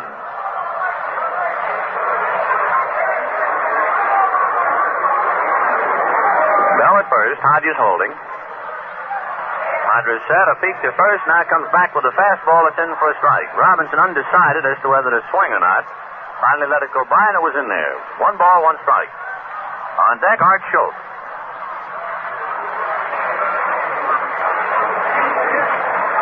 Padres come set. The 1-1 pitch to Frank Robinson. Fastball high, ball 2. 2-1. It's conceivable that in Johnny Padres' pitching book, he just did not like the change-up to the Cincinnati batters. Fastball curve. Fastball curve. John set. Looks to first, the 2-1er. Curveball cut on line to left field. Samoli on the run. Turns, grabs it, drops the ball. Holding on at second base ahead of the throw is Gus Bell, and it's a boot for Gino Samoli. Robinson hit a line drive. Samoli came on to catch it at his left knee, and then the ball dropped out of his glove for the error. That is the second error for Brooklyn. Run is at first and second with 1 out, and here's Art Schultz. Fly to right, double to center, single to right. Batting .273, has a run batted in and scored 1. Tall, well-built left fielder. Right-hand batter.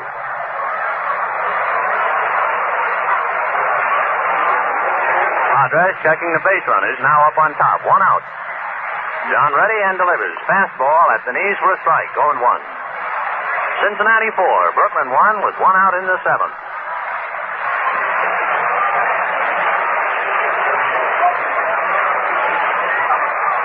On deck, Ed Bailey. Strike 1 pitch, a slow curve. Hit to Reese's left. Pee Wee shovels to Gilliam for 1. Back to Hodges, the double play. And Frank Robinson tried to break up the double play, and Frank is hurt, or perhaps he just has some dirt in his eyes. But Robinson is on both knees now in a cloud of dirt just to the left of second base. Robinson now walking off, brushing out his uniform. Frank went in there, gave it his best to break it up. The double play was still put in the books. 6-4 to 3. So we send another 1,000 free luckies to the VA hospital at Kingsbridge Road in the Bronx. For the Redlegs in the 7th, no runs, 1 hit, there was 1 error, and a man left on. And at the end of 6 1/2, Cincinnati 4 and Brooklyn 1. They're still checking Frank Robinson's left hand. He might have been stepped on, but it's not serious. He'll stay in. Well, friends, ever wonder what a Dodger fan does and thinks about when the 7th inning stretch comes around? You curious? Well, we are too. So why don't we take a listen? Fasten your seatbelts, and here goes. 7th inning stretch coming up. Hey, cigarettes. Over here. Lucky's, please. Thank you. Oh, now for a match. Oh, yeah, right here. Boy, what a cigarette. A genuine cigarette. Say, how about joining me? Declare a light-up time. Put a match to a Lucky, then settle back, catch the rest of the ball game, and enjoy the best-tasting cigarette you ever smoked. To the last of the 7th inning, Cincinnati and Hal Jeffcoat leading Brooklyn 4-1. The Redlegs 4 runs on 7 hits. The Dodgers 1 run on 4 hits. Gilliam and Reese each have singles. Samoli has a single, and Zimmer has a double, and that's been it. The Dodger run came in the first inning. Gilliam single, stole second, went to third on the throwing error by Bailey, and scored on an infield out. Samoli will be first up. Gino is 1 for 2, single to center and struck out, batting .321. Jeffcoat comes to him, and the pitch is fouled away right out the end of the bat over to where Tex Rickard presides.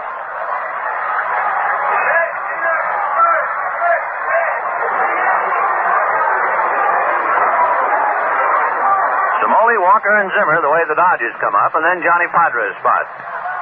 Jeffcoat delivers 0-1. Overhand curve, whack foul down the left field line and back into the seats. 0-2. Eddie Roebuck continues to throw in the Dodger bullpen.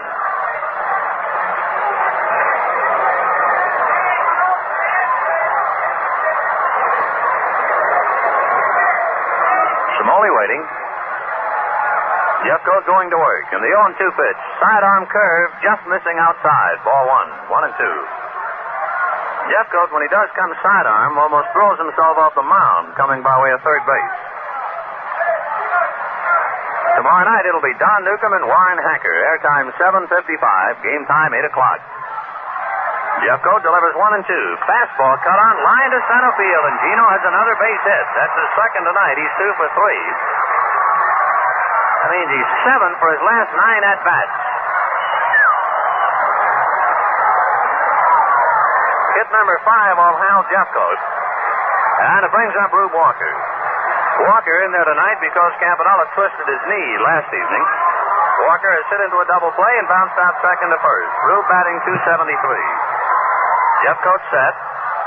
Now delivers to Rube. Fastball, a ground ball into right field for a base hit. Smoley goes to second and holds on. The ball is booted, but just briefly by right fielder Wally Post.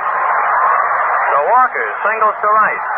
Smoley goes to second base and holds, and the batter is Don Zimmer. And for the first time tonight, Bertie Tebbetts appears a little bit worried. He walks out in front of the Cincinnati dugout, looks down to his bullpen, and makes a motion as if he were a strong man in a circus. That might mean Herschel Freeman. We'll see.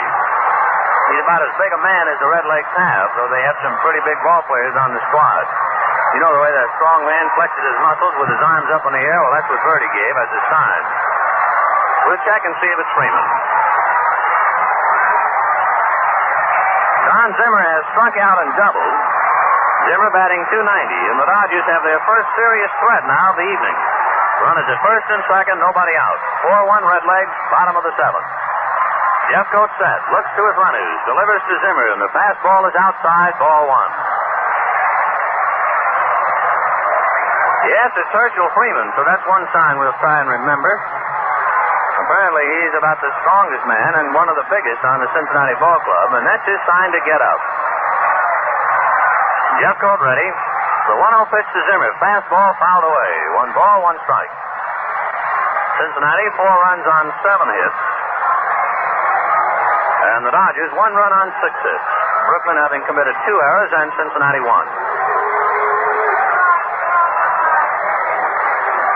Smoley inching away from second. Rube Walker away from first. Zimmer waiting. Polk almost back of the bag at third. The 1-1er. Fastball, foul back. 1-2. They really give Zimmer a big hole on the left side of the infield to shoot at. Roy McMillan is slightly over towards his left, nearest second base. Don Hoke, however, is hugging the line back of the bag at third. Bertie Tebbetts facing up and down in front of the Cincinnati bench. 1-2 to Don Zimmer. Jeffcoat looks down the barrel to get his sign from Ed Bailey. Now the 1-2 pitch. Fastball dribbled halfway back to the mound. Jeffcoat goes to second base. It's a high throw, and everybody's safe.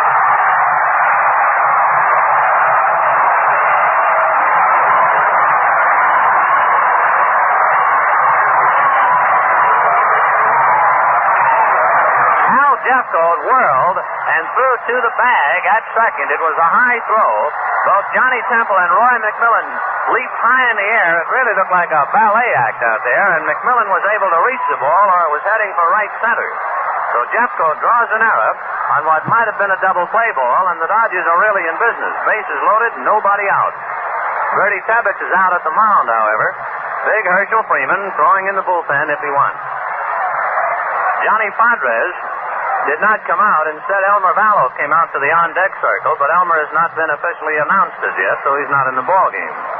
But he has the weighted bat and his regular bat, so it's a pretty good cinch that he's coming in, and here he comes. So Elmer Vallow will bat for Johnny Padres. Bottom of the 7th, bases loaded, nobody out, 4-1 Cincinnati.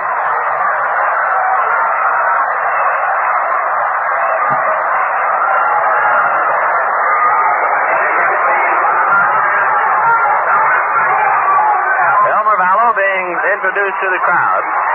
Elmer appeared as a pinch batter last night against Milwaukee. Hit in the 9th inning for Charlie Neal with the bases loaded. Hit into a double play. Vallow stepping in. Gino Smoley at third. Rube Walker at second. Don Zimmer at first. Nobody out. Jeffcoat looks to third, now goes to his windup, and the pitch to Vallo. Cut on, a high bouncer down to Johnny Temple. He feeds to McMillan for one. Back to Robinson, the double play, and Gino Cimoli scores. Vallo, of course, does not get credited for a run batted in. So Elmer hits into a double play, 4 to 6 to 3. Zimmer is cut down as Rube Walker advances to third, and Cimoli carries the run over. So it is now 4 to 2, Cincinnati. I imagine Vallo could eat his glove now. 2 appearances a row as a pinch batter and twice hitting into double plays. Jim Gilliam stepping in. Rube Walker at third and 2 outs. Gilliam, batting .291, is 1 for 3. Jeffcoat winds and delivers, and Gilliam takes inside, ball 1. Eddie Roebuck loosening up in the Dodger bullpen.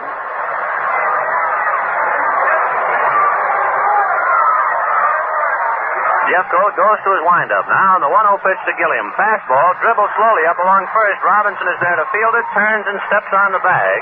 And what appeared to be a big Dodger threat, they have to settle for 1.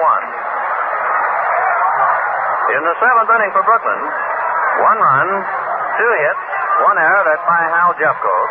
1 man left on. And at the end of 7, Cincinnati, 4 runs, 7 hits, and 2 errors. Brooklyn, 2 runs, 6 hits, and 2 errors. Before we go to the 8th inning and see how Eddie Roebuck fares, let's listen to Al. Well, friends, don't forget our sensational 2-for-1 bargain sale of the 1957 Dodger Yearbook and the new Schaefer Lucky Strike Baseball Guide.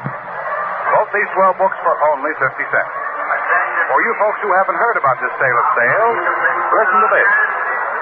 The 1957 Dodger Yearbook, complete with 48 pages of anecdotes, stories, and pictures, and plenty of pictures of the Dodgers, and the brand new Schaefer Lucky Strike Baseball Guide and Record Book crammed full of all-time records, team rosters, diagrams of the ballpark, radio TV directories of all the major league teams, and much, much more. Both these baseball books can be yours for only $50. Here's how to get yours. Send 50 cents along with your name and address to Dodger Baseball Books, Box 119, Brooklyn, New York.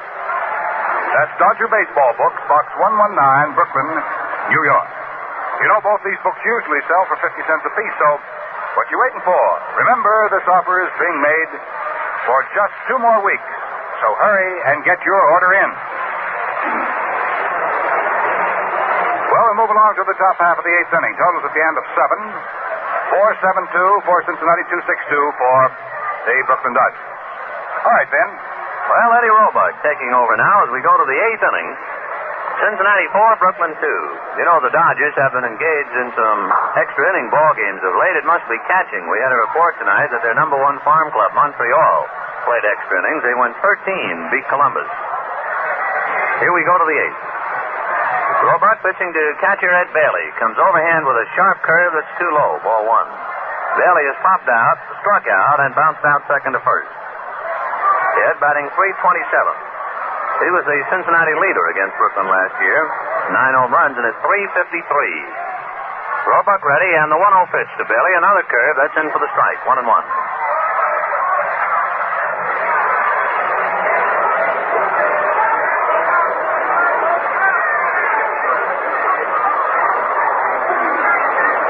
Roebuck making his second appearance of the year. The 1-1er bounced the curve, ball 2, 2-1.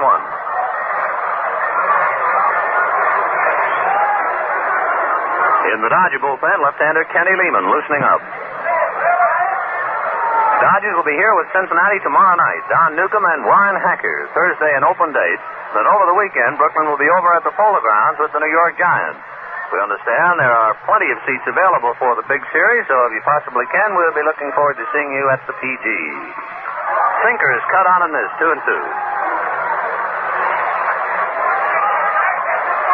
Redlegs 4, Brooklyn 2, 8th inning.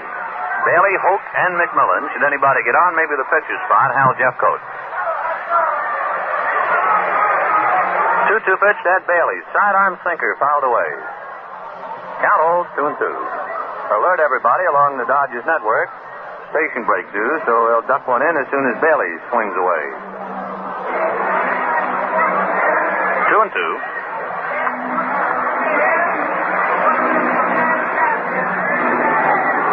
Outfield on Bailey, deep and around to right, gap in left center. Roebuck comes overhand, the fastball is outside, ball 3. 3-2.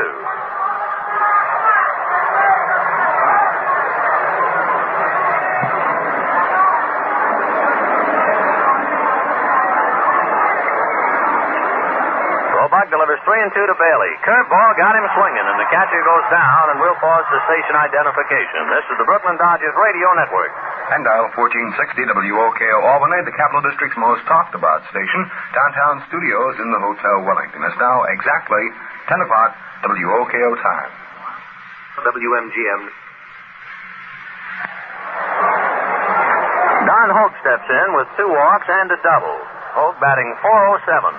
Roebuck delivers, and the curve in for the strike, going 1.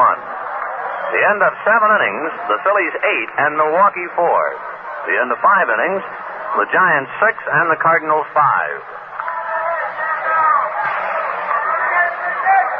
Roebuck comes back to Hoke, 0-1, sidearm sinker, it's down low, 1 ball, 1 strike. When the Dodgers bat in the bottom of the 8th inning, it'll be Reese, Snyder, and Ferrillo. Should anybody get on, maybe Hodges. Lucky Strike blowing a big smoke ring to you from Ebbets Field in Brooklyn, wishing you the very best wherever you may be. Roebuck winds, a 1-1 pitch. Sidearm down low, ball 2, 2-1. On deck, Roy McMillan.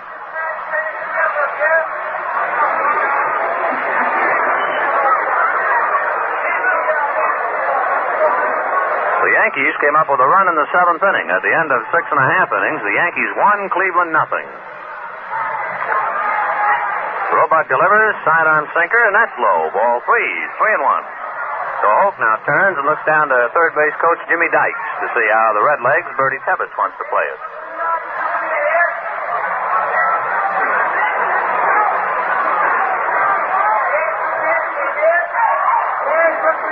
Boy, you'd never recognize Don Hoke with that new batting stance. Really changed. 3-1 pitch to him. He lets it come in. It's over for a strike. 3-2. A very pleasant evening in New York.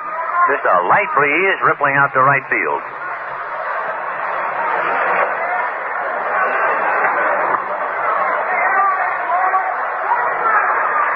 Roebuck winds, a 3-2 pitch. Sidearm curve fouled away. Count remains 3-2.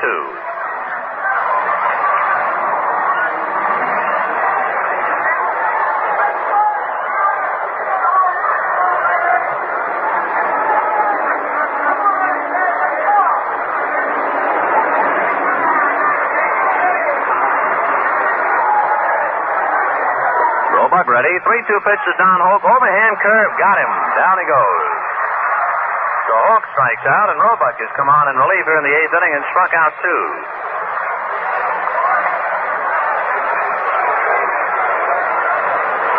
The batter, Roy McMillan, who has doubled and bounced out twice.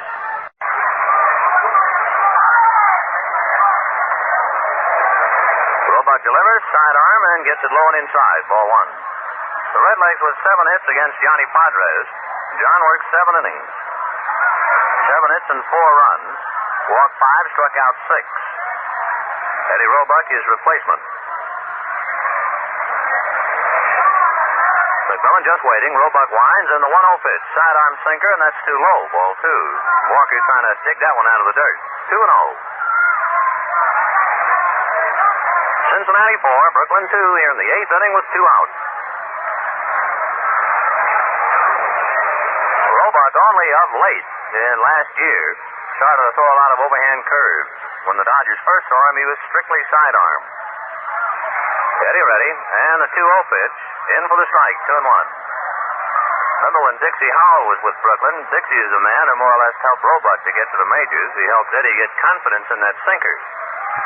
When they were both up in Montreal, Howell caught a ball game which Roebuck started. Dixie called nothing but sinkers for 9 innings.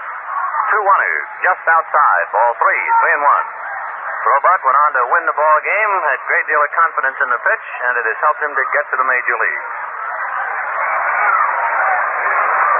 3-1 the count to Roy McMillan. 2 out in the 8th inning, 4-2 Cincinnati.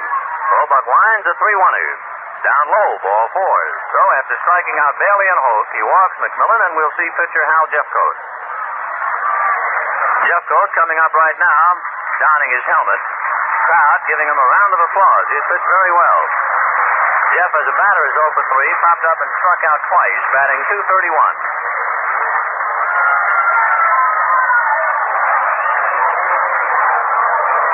He was in serious jam in the seventh when the Dodgers had the bases loaded and nobody out, but he got pinch batter Vallo to hit into a double play.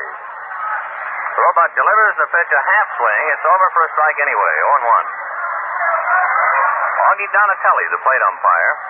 Vic Delmore at first, Vinnie Smith at second, and the senior umpire of the quartet, Jocko Conlon, on the line back at third. The strike one pitch to Jeff Coates. Cut on a big chopper down to short. Reese to his right is up with it. Goes to Gilliam, and they get the force on McMillan. Play going 6-4. In the eighth inning for the Redlegs, no runs, no hits. They leave one man. There were no Brooklyn errors.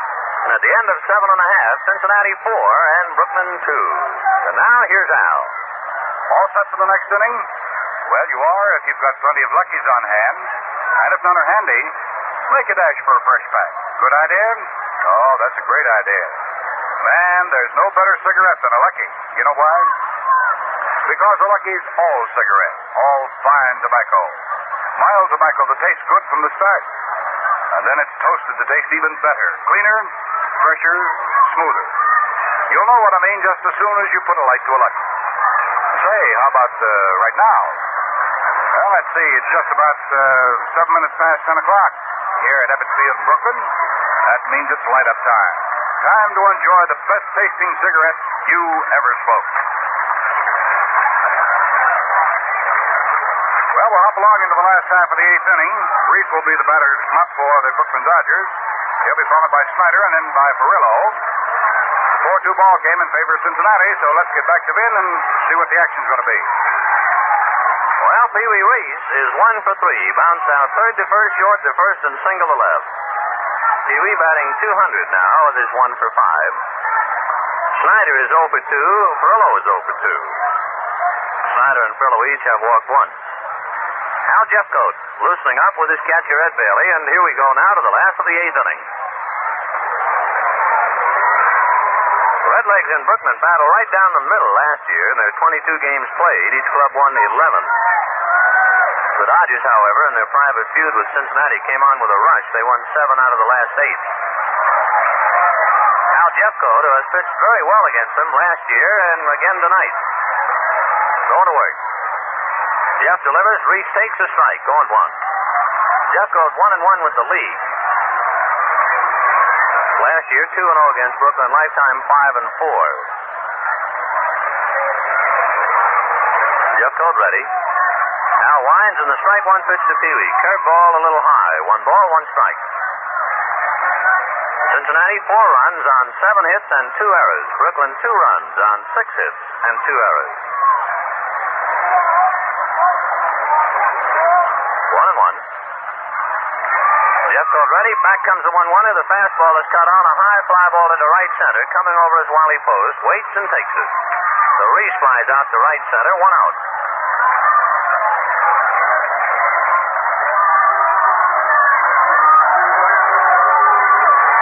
Snyder has bounced out, walked, and struck out. Duke batting .250. Some folks began to boo until the majority of folks begin a round of applause to the Duke to make him feel better. He's got enough problems with a sore left knee and a .250 batting average. Jeffcoat ready and delivers, and Snyder promptly hits one sharply to Johnny Temple on the grass in the hole on the right side, and Johnny throws him out. So Snyder goes out, second to first. 2 down in the eighth inning.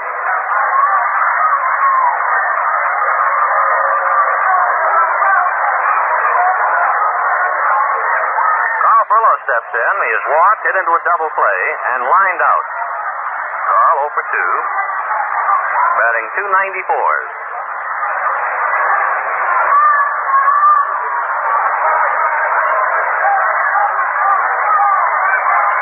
Perillo waiting. Jeffcoat just letting him hang up there. Now checks his signs with Ed Bailey, and the right-hander ready. First pitch to Perillo. Fastball in for the strike. Going 1. Redlegs have turned in 3 double plays against Brooklyn, and the Dodgers have done the exact same thing to Cincinnati. Oh, we've had 6 DPs tonight. Strike one pitch. Fastball cut on is a high drive to left center. Coming over is center fielder Gus Bell and takes it on the run.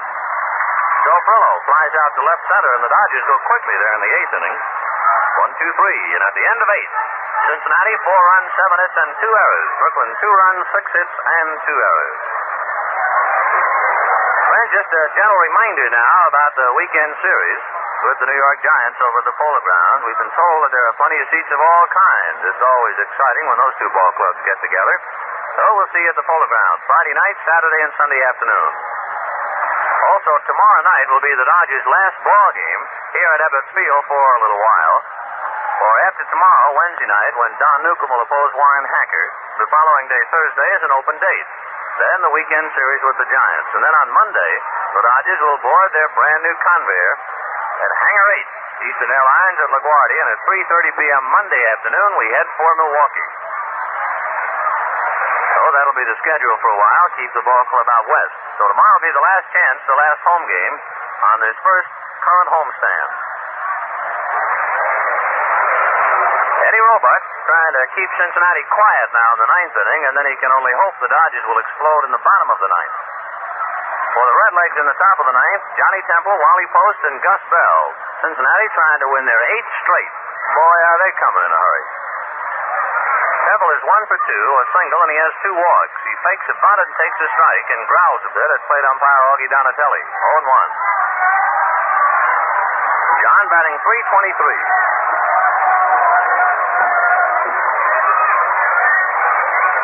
Roebuck ready.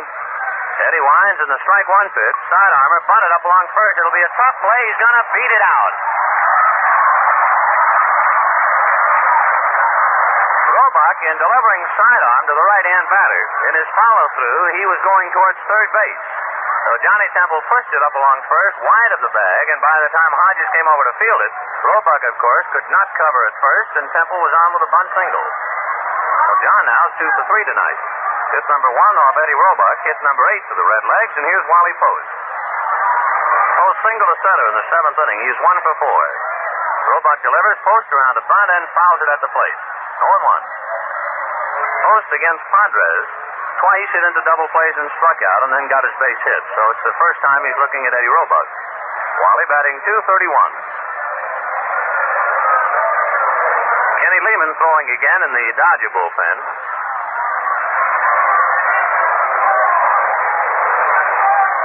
Roebuck up on top. Now comes set, turns and throws over to first. Temple, a fine base runner for Cincinnati. Bertie Tebbetts gives him a lot of leash out there. There he does not go. The sidearm sinker is fouled at the plate, 0-2. Temple started to go, ran about 25 feet up towards second, and then jammed on the brakes. 0-2, the count to Wally Post with Gus Bell on deck.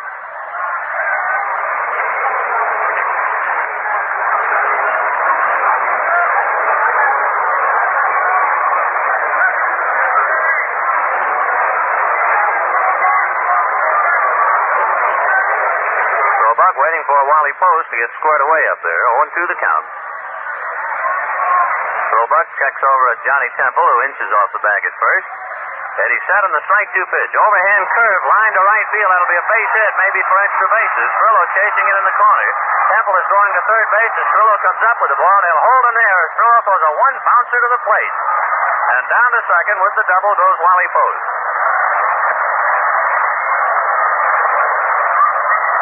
Made 2 fine throws tonight. In the second inning, with Robinson at second base and nobody out, Art Schultz flied to right. Robinson tagged up and bluffed going to third, and Frillo threw a line drive right at Don Zimmer. Now this time he threw a 1-bouncer to Walker. So Eddie Roebuck having his problems. Runners at second and third. Runners at second and third, nobody out, and Bell, Robinson, and Schultz in that order, and they'll walk Bell first off. That'll load the bases and set up a force at any base. 1 wide one to Gus. Now the second one. Bell has bounced out, struck out, got on an error, hit into a force play, and now walked. So he's 0 for 4. Roebuck serves the next one outside. Ball 3. Comes set and ball 4. So Gus Bell is put on, and that loads the bases with nobody out here in the 9th inning. Bell at first, Post at second, Temple at third, and the batter, Frank Robinson, who double left, struck out, walked, and got on when Samoli dropped his line drive. Robinson batting .356, and a chance now to break the ball game wide open. Redlegs 4, Dodgers 2, top of the 9th inning. Infield drawn up tight. Rube Walker now wants to check with Roebuck. With Roebuck throwing so many sinker balls, and with a runner at third, there's a great deal of pressure on the catcher, Rube Walker in this instance, to make sure that a ball does not squirt through and back to the backstop. Reese comes in, also checking with Roebuck. Frank Robinson up there at the plate. Rube Walker blinking signs out. Roebuck staring down the barrel as the sign that he wants and now winds. The first pitch to Robinson. Side armor cut on and foul back out of play. 0-1. The Dodgers had one big chance against Hal Jeffcoat thus far. That was in the 7th inning. Bases loaded, nobody out. Vallow hit into a double play as a run scored. Gilliam bounced out, and that was that. And now the Redlegs here in the 9th are trying to increase their lead. They lead 4-2. Roebuck ready, and the strike one pitch to Frank Robinson. A sinker, a little low. 1 ball, 1 strike. Final score from Philadelphia, Mr. Robin Roberts, best Warren Spahn, and the Phillies up in Milwaukee 8-4. Granny Hamner at a home run. So the Phillies defeat the league-leading Braves. Means the Dodgers cannot lose any ground in Milwaukee. But Cincinnati rumbling and moving closer and closer. Roebuck checking signs. Bases loaded. Nobody out in the 9th. Eddie goes to his windup. Robinson waiting. The 1-1 pitch. Side armor. Grounded through into left field for a base hit. Zimmer dove at it and couldn't come up with it. Temple scores, and right back of him is Wally Post. And the Redlegs now lead 6-2. So with the infield drawn in tight, Frank Robinson jammed one in the hole. Zimmer made a headfirst dive for it and couldn't get it. So Robinson singles in 2. This number 3 off Roebuck. He's allowed 2 runs. Cincinnati 6, Brooklyn 2. Still nobody out. Runners at first and second. The batter is Art Schultz, who has flied to right, doubled, singled, and hit into a double play. Left fielder batting .261. Dodgers over mind. He'll be bunting. He's around to bunt and does. Up along third. They let it roll. It's hugging the chalk line. Still fair. It stays fair. And Art Schultz has himself a bunt single. Schultz's bunt was right in a groove up along the chalk line, heading toward third. Roebuck could only let the ball roll and hope it would go foul, and the ball died in fair ground. And the bases are loaded again. Still nobody out. Left-hander Ed Bailey coming up. And Walter Olson goes to his bullpen. He wants Kenny Lehman. We'll have a pinch runner at first base. Have to wait till we see his number to figure out who it is. Might be Pete Wisnett. He's an outfielder.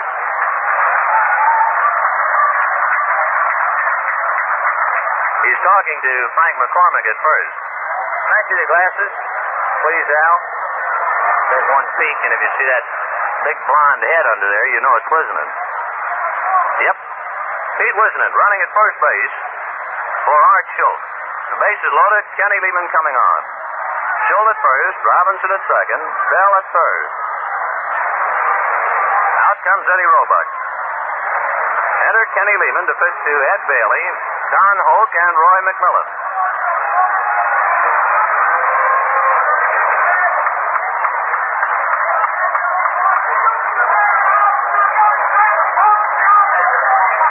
Cincinnati 6 runs on 11 hits and 2 errors. Brooklyn 2 runs, 6 hits and 2 errors. Kenny Lehman, the third Dodger pitcher on the mound. We've seen Johnny Padres for 7 innings. Roebuck worked 1 inning plus, did not get anybody out here in the 9th inning. He allowed 4 hits, at least 2 runs. All the runners on the base paths are Roebuck's responsibility. So Lehman pitching to left-hand batter Ed Bailey. For Kenny Lehman, this is his first appearance of the year.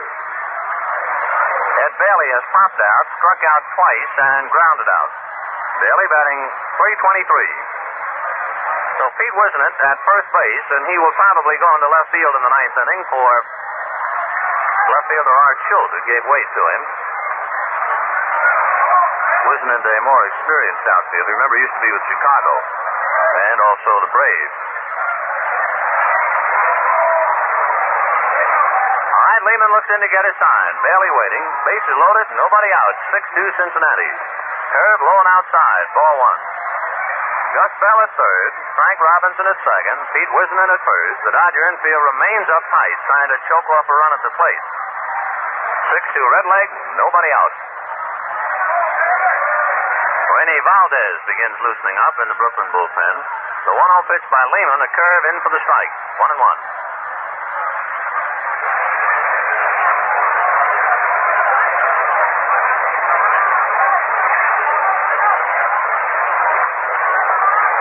Barely waiting, 1-1. Lehman can't quite see Rube Walker's signs, flicks his glove. Now he has it. Left-hander winds, and the 1-1 pitch to Bailey. Blowing outside, ball 2. 2-1. Bailey, the sixth man to come to bat. Here in the ninth inning, still nobody out. Temple had a bunt single, Post doubled. Bell was walked intentionally. Robinson singled in 2. And then Schultz got a bunt single. Reload the bases. Lehman winds up, and the 2-1 pitch to Ed Bailey. High, ball 3. So Kenny Lehman now is one pitch away from forcing over a run. Crowd squirming a bit, a crowd of 9,830. Don't you squirm, just light up a lucky and stay right with us.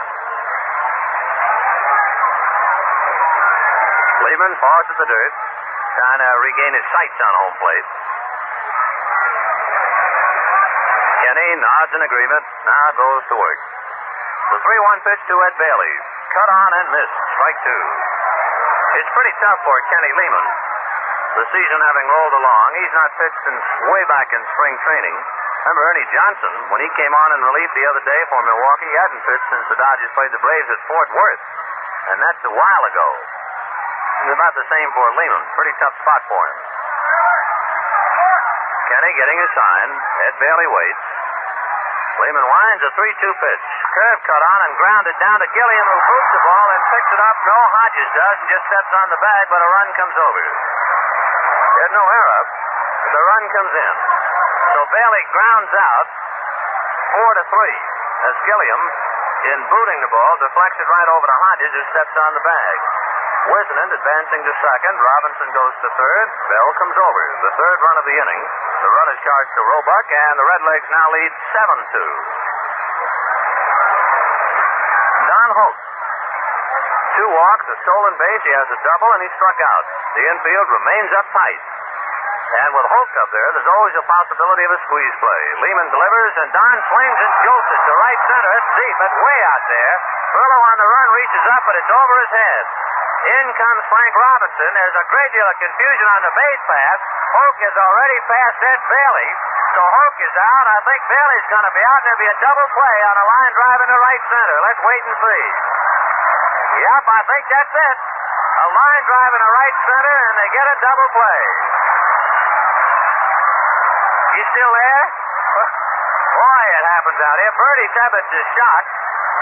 Murillo and running into right center. Remember the confusion last night with the Milwaukee Braves. You see, in right center at Ebbets Field, in case you've never been here before, the advertisement is of a white color, and the ball is lost. Last night there was a great deal of puzzlement on the part of the Braves runners, and tonight, well, the Redlegs didn't know which way to go. Hoke would have cleared the bases, hitting the ball into right center. Give Don a single into right center. Wisnan at second was halfway to third and went back to second, and Hoke passed him. And Hoke is out for passing the runner, and they tag Wisnan. Now, Walter Austin is out at the mound talking to Jocko Conlon. The Redlegs, who started to take the field, now go back in the dugout. And it's conceivable that the umpires are saying Wisnan was at the bag, he'd be safe, and the only man out would be Don Hoke. Oh, what another rhubarb we have here. Austin, however, is not so much arguing as he is listening to plate umpire Augie Donatelli and third base umpire Jocko Conlon. See if you can get it again now with runners at second and third. Wisnan at second and Frank Robinson at third. Hoke hit a drive into right center that was in there for a base hit, but the Redleg runners were confused.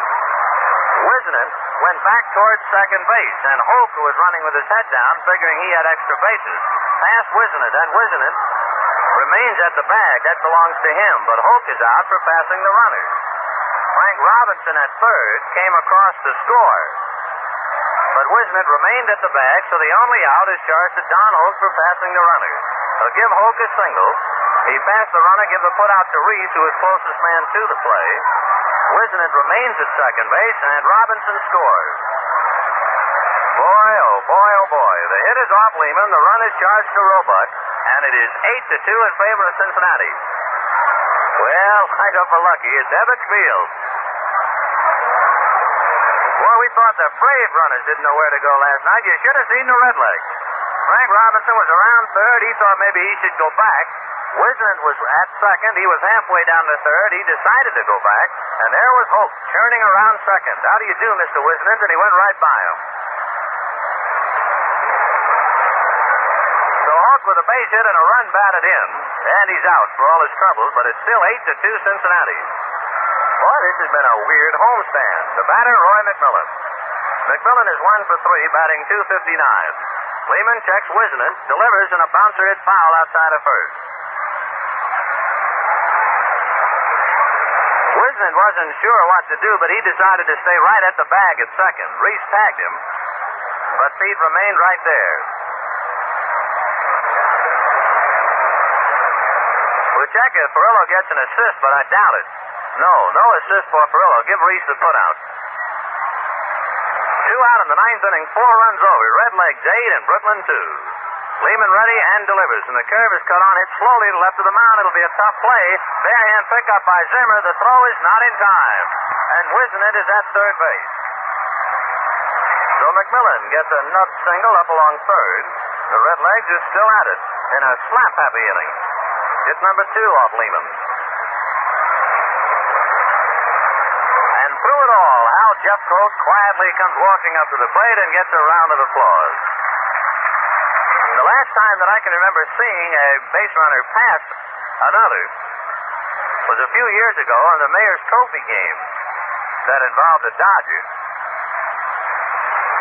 It was a grand slam home run hit, I think, by Gene Woodling, and he passed somebody at first base. Can't remember a base runner passing another base runner of late in a Dodger ball game. But there it was for all to see. Jeffcoat steps in, runners at first and third, 2 out. 8-2 Redlegs in the ninth inning.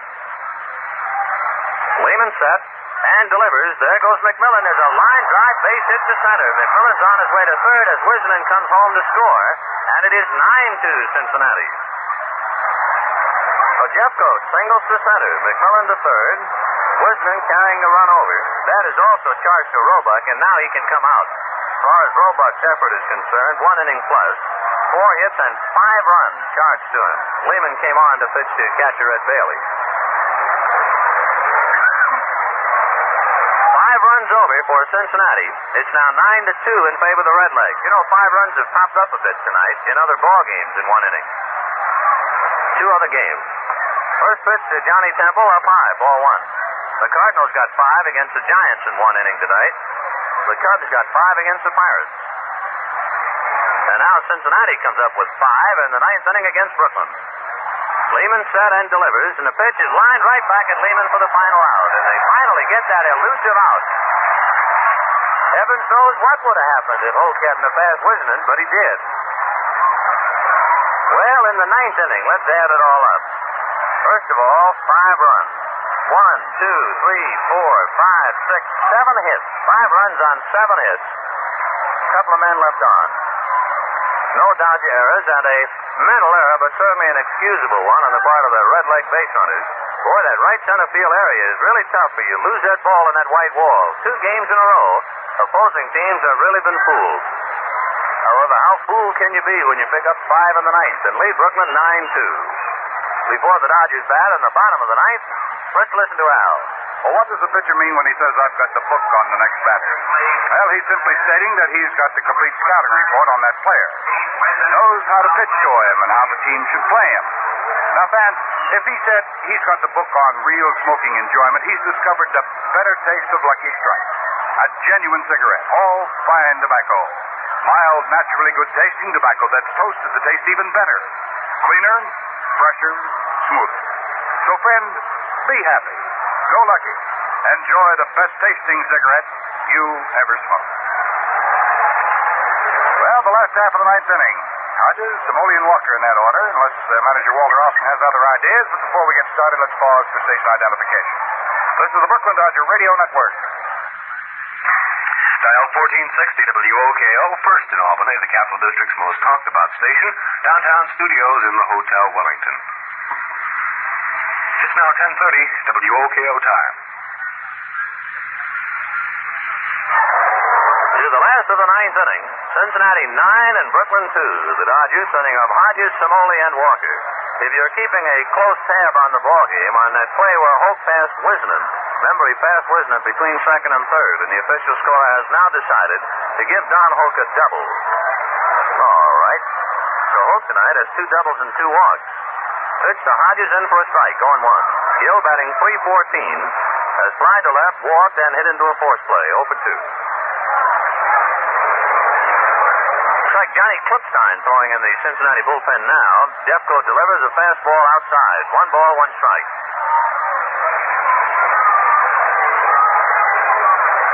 Yep, Johnny Klipstein in the Red Leg bullpen.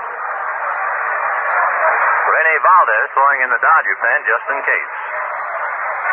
Cincinnati 9 runs, 14 hits and 2 errors. Brooklyn 2 runs, 6 hits and 2 errors. You know a funny thing about Hoke passing Wisnant at second base before the ball game? Hoke was saying that he had watched the game last night on television. He's saying, boy, I can understand the confusion out there in right center. Boom, he was in the middle of it tonight. There's a high foul back of the plate. Ed Bailey, waiting for it, backs up a step, takes it for the out. So Hodges fouls out. 1 up, 1 away. So Lightning does strike twice. All in that right center field area. That is really the toughest spot in the ballpark. And especially with somebody like Furillo running into the alleyway, running parallel to the wall with his glove up. He just kind of disappears, blends into the white, and you lose the ball. Ask the Braves. And tonight, ask Cincinnati. Now here's Samoli, who is 2 for 3. Gino batting .329. The only Dodger to have 2 hits. The Dodgers have 2 runs on but 6 hits against Hal Jeffcoat. 9-2 Red Legs, 1 out in the ninth. Jeff delivers and Samoli grounds it to short. It takes a tricky bounce, but McMillan stays with it and makes his play. The Dodgers now, trailing by 7 runs, are down to their last out. Trying to keep the door open is Rube Walker. Walker has hit into a double play, bounced out second to first, and single to right.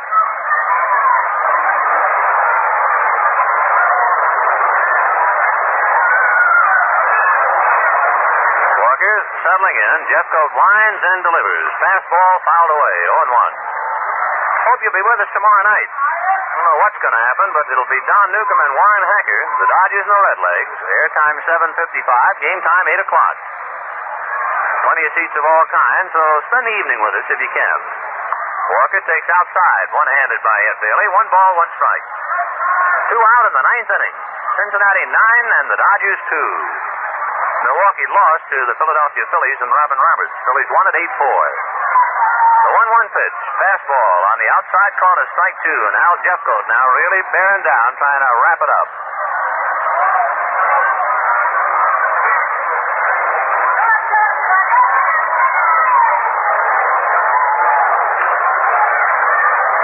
Jeffcoat ready, the 1-2 pitch to Walker, another fastball cut on, a high fly ball into shallow right center, that should be it.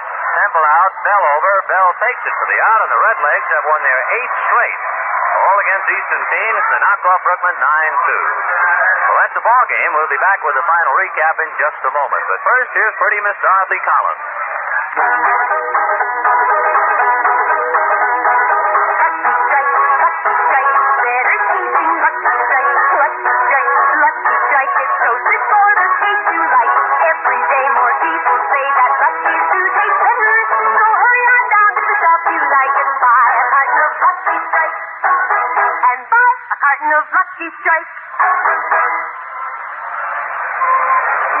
For the victorious Cincinnati Reds tonight, we'll give you the totals. 9 runs, 14 hits, 2 errors. They left 10 men on in winning their 8th straight ball game.